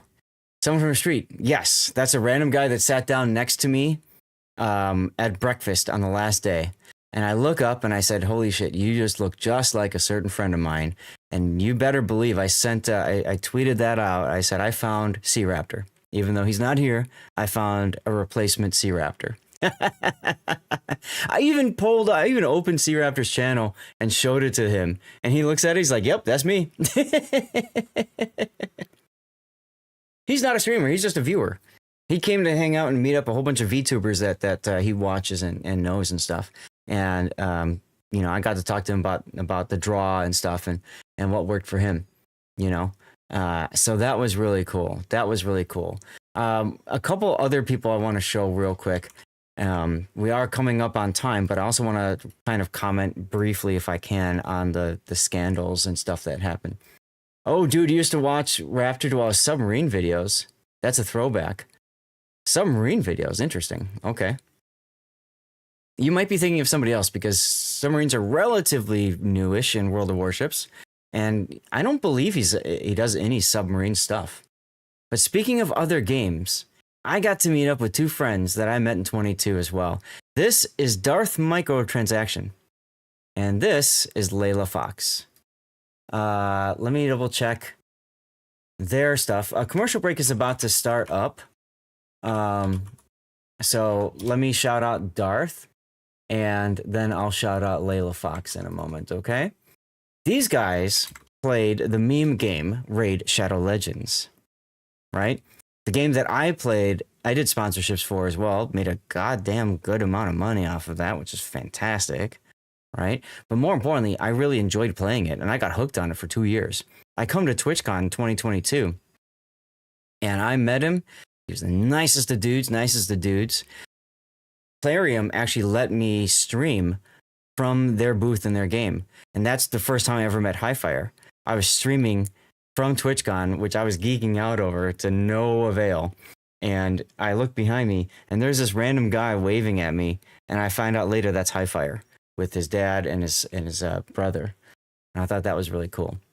And Layla next over here was also a fellow Raid streamer. She still streams Raid Shadow Legends, and she is good people. Layla Fox Nation? I think it's Layla Fox Nation. Let's see. Yep. Somebody shot her out as well. What was really cool about both of them is that they are... Oh, there we go. They are, content creators for Raid, right? So they do YouTube videos, they stream as well, and they were planning on streaming from the booth.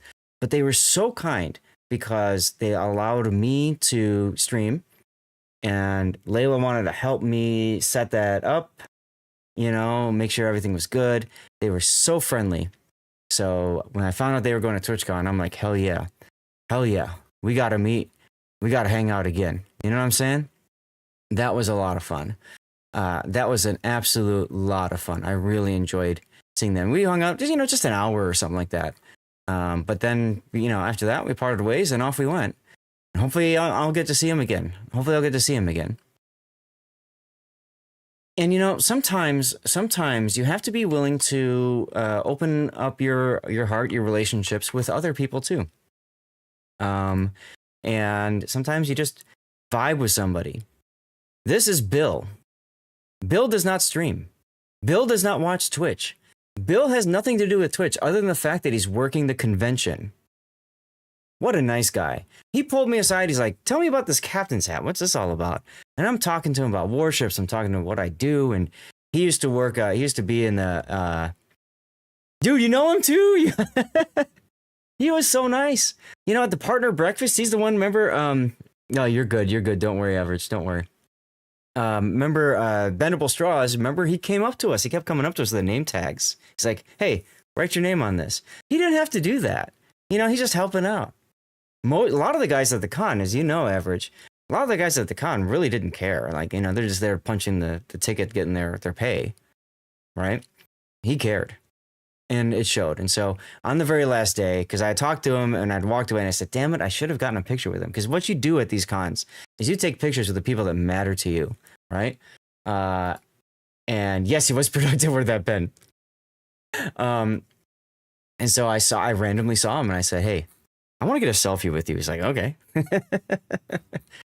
That was literally about 10 minutes before I left to go to the hotel to leave. So, yeah, awesome con. Highlight for me. Best convention yet. Best TwitchCon yet. Best is yet to come, I'm sure. But I had a great experience. I'm running low on time, and you guys have been asking for my thoughts on what happened. For those of you guys who don't know the full story, I don't remember her name. You guys know, but a very popular, well-known Twitch streamer was assaulted at a meet and greet. So they had this meet and greet thing, and you go line up to meet with a certain person. You have, I don't know, 5 minutes. I haven't done any meet and greet myself, right? But you can go there and you can take a picture with them, say hi, my name is Block. Can you sign this for me? Just the usual kind of stuff like that.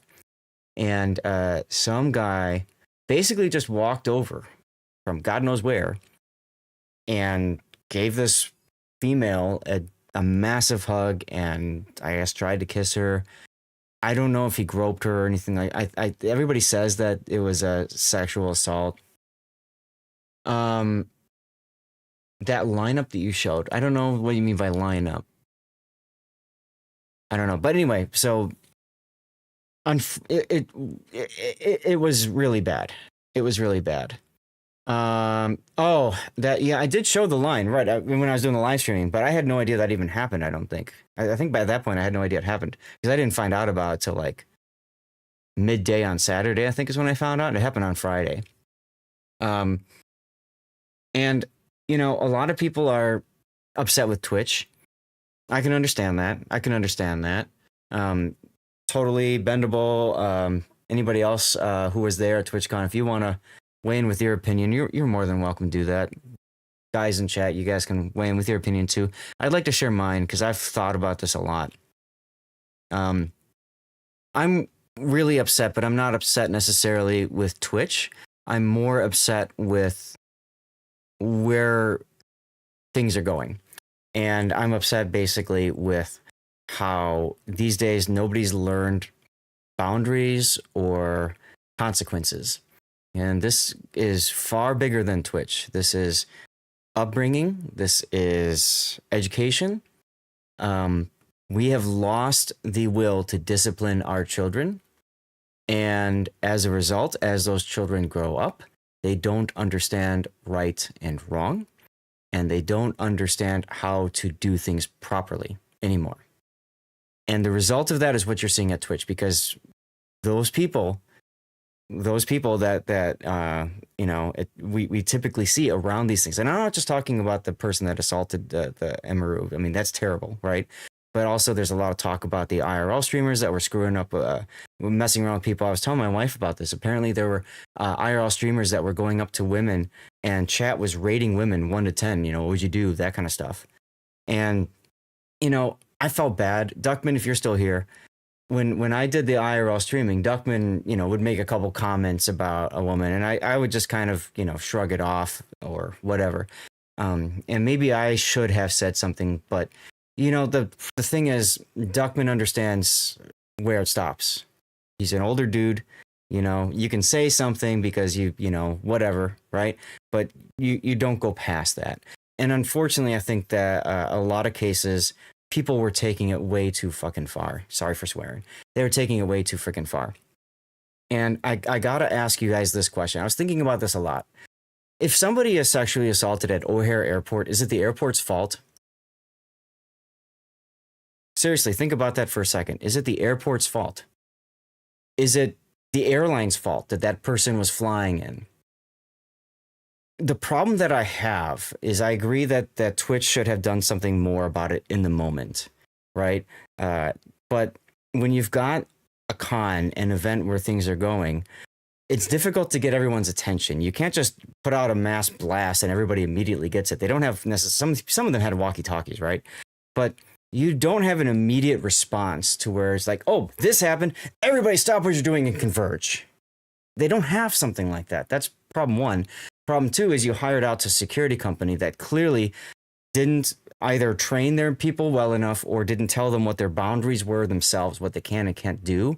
So when you've got an incident like this, do I use force? Do I not use force? And I can tell you from my experience as a teacher, former experience as a teacher, there are people who break up fights that then lose their jobs because they broke up a fight. So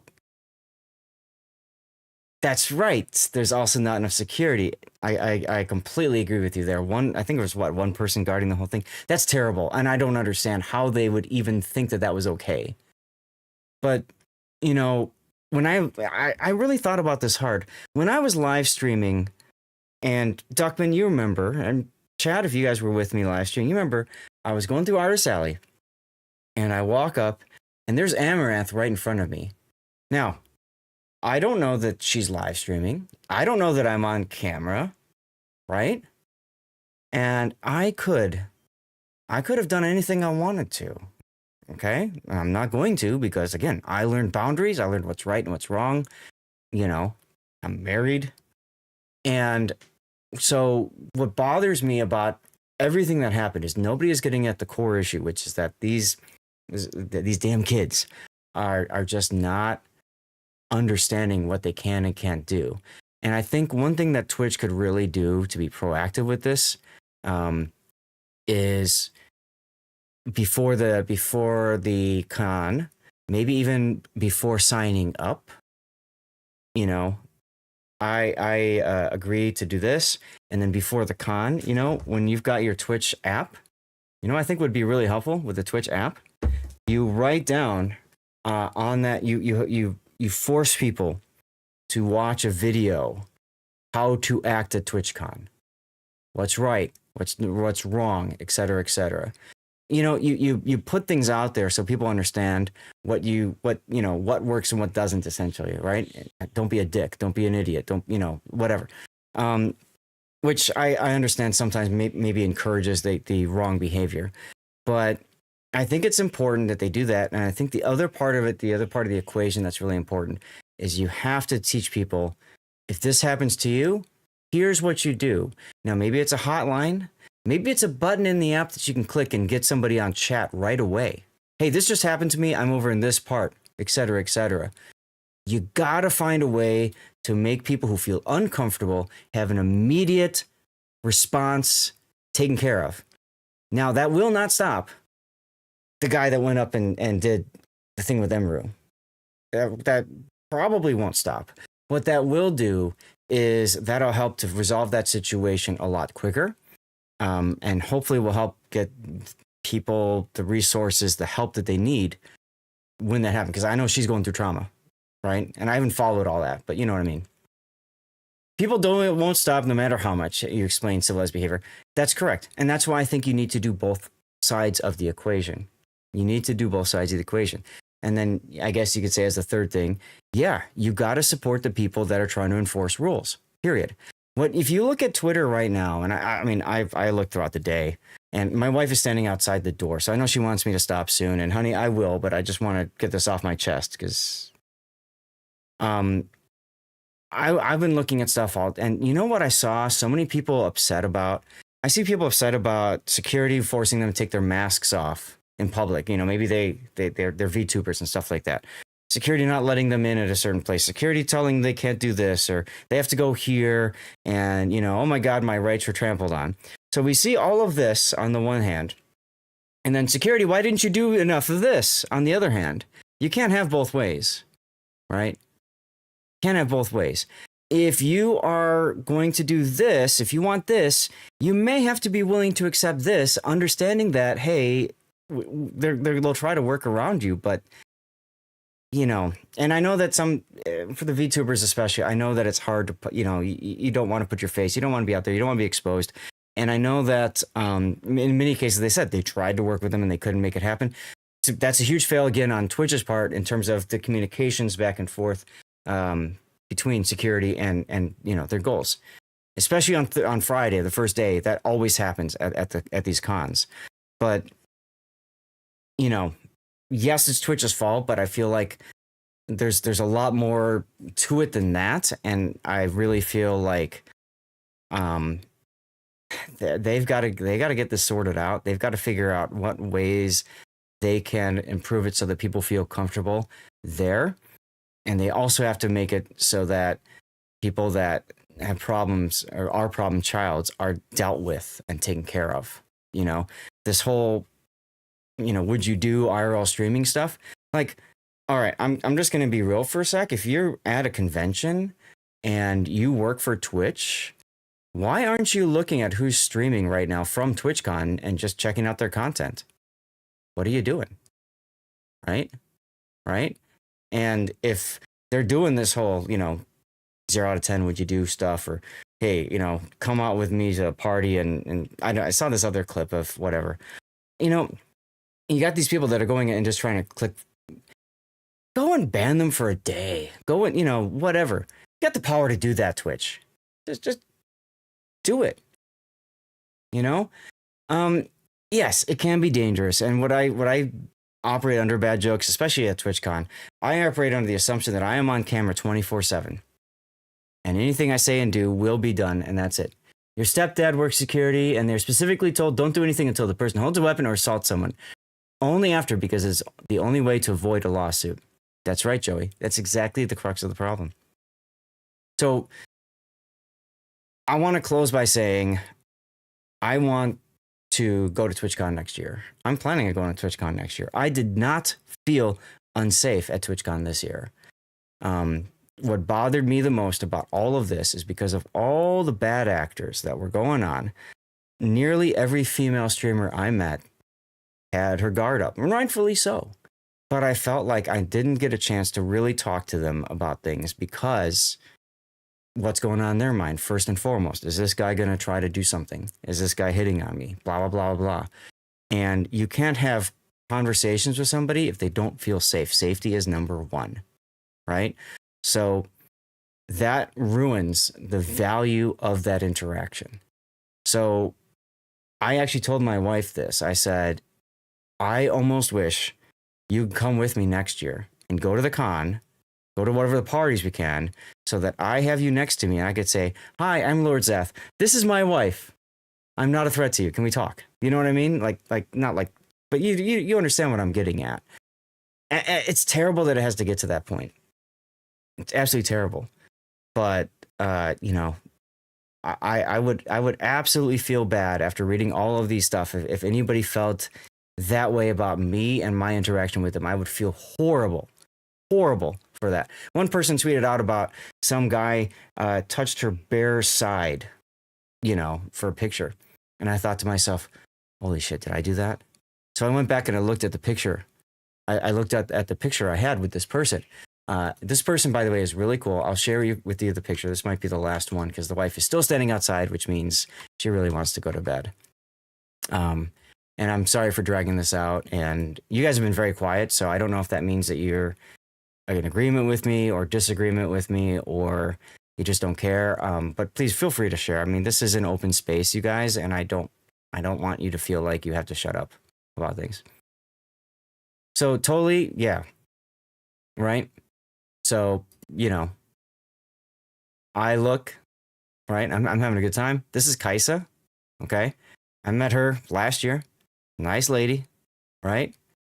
Young, skinny, right? And she's, hey, I get it. And I'm thinking to myself, what did I do with my hands? And there's my hand.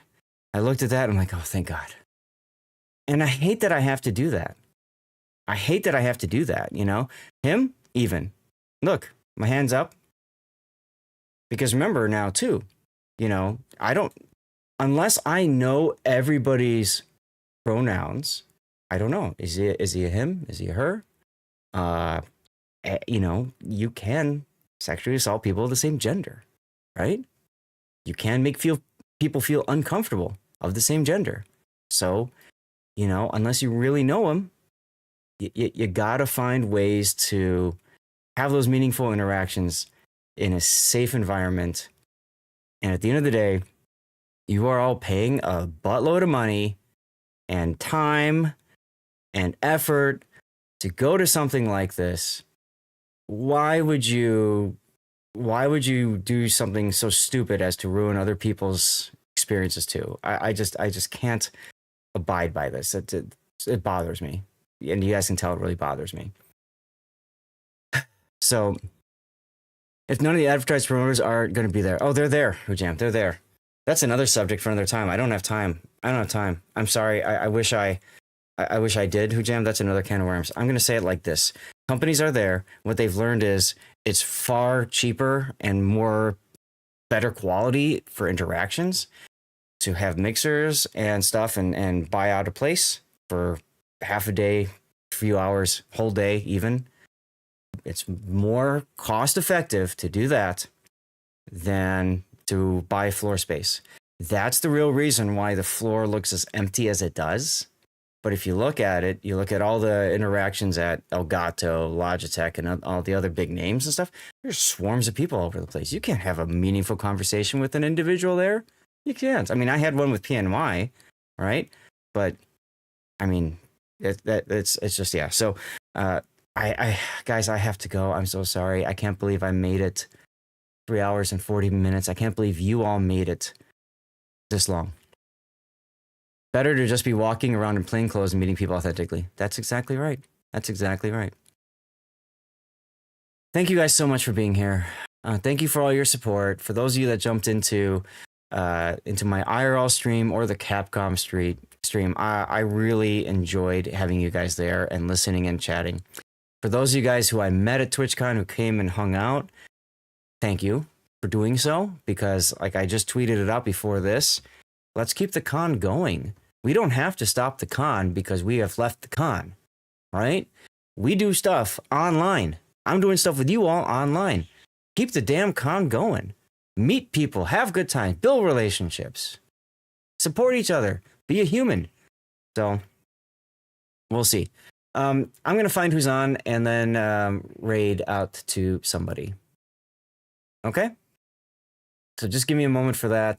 And I'm going to, again, say thank you. And I'm going to go to the stream ending screen so I can find somebody to raid.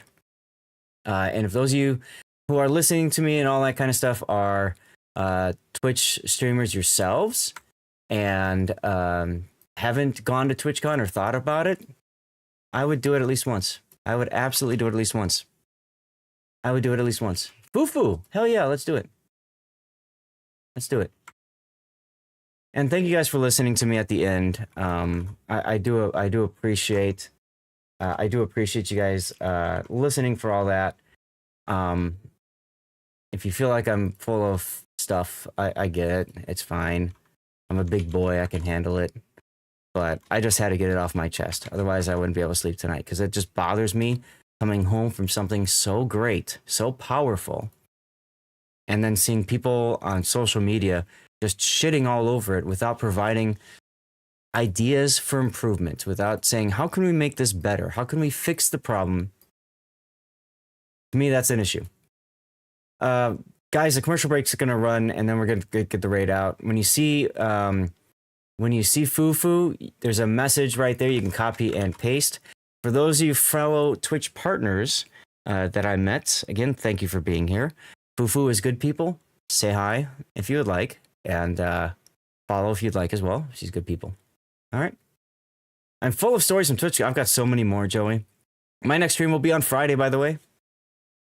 World of Warships on Friday. That's the plan, at least. But thank you guys. Thank you to our subs. Thanks to our followers. I wish I could spend a little bit more time, but the life's been waiting. I really do need to skedaddle. So it is what it is. But appreciate the hell out of y'all. Appreciate the hell out of y'all. And you all have a great night. And see ya on Friday. Or in my Discord earlier. Peace out.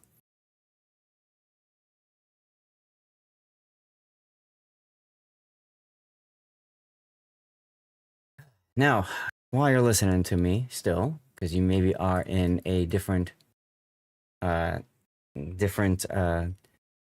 stream like YouTube, Rumble, or Kick, thank you guys for being here as well. And I hope you enjoyed listening to the discussion. And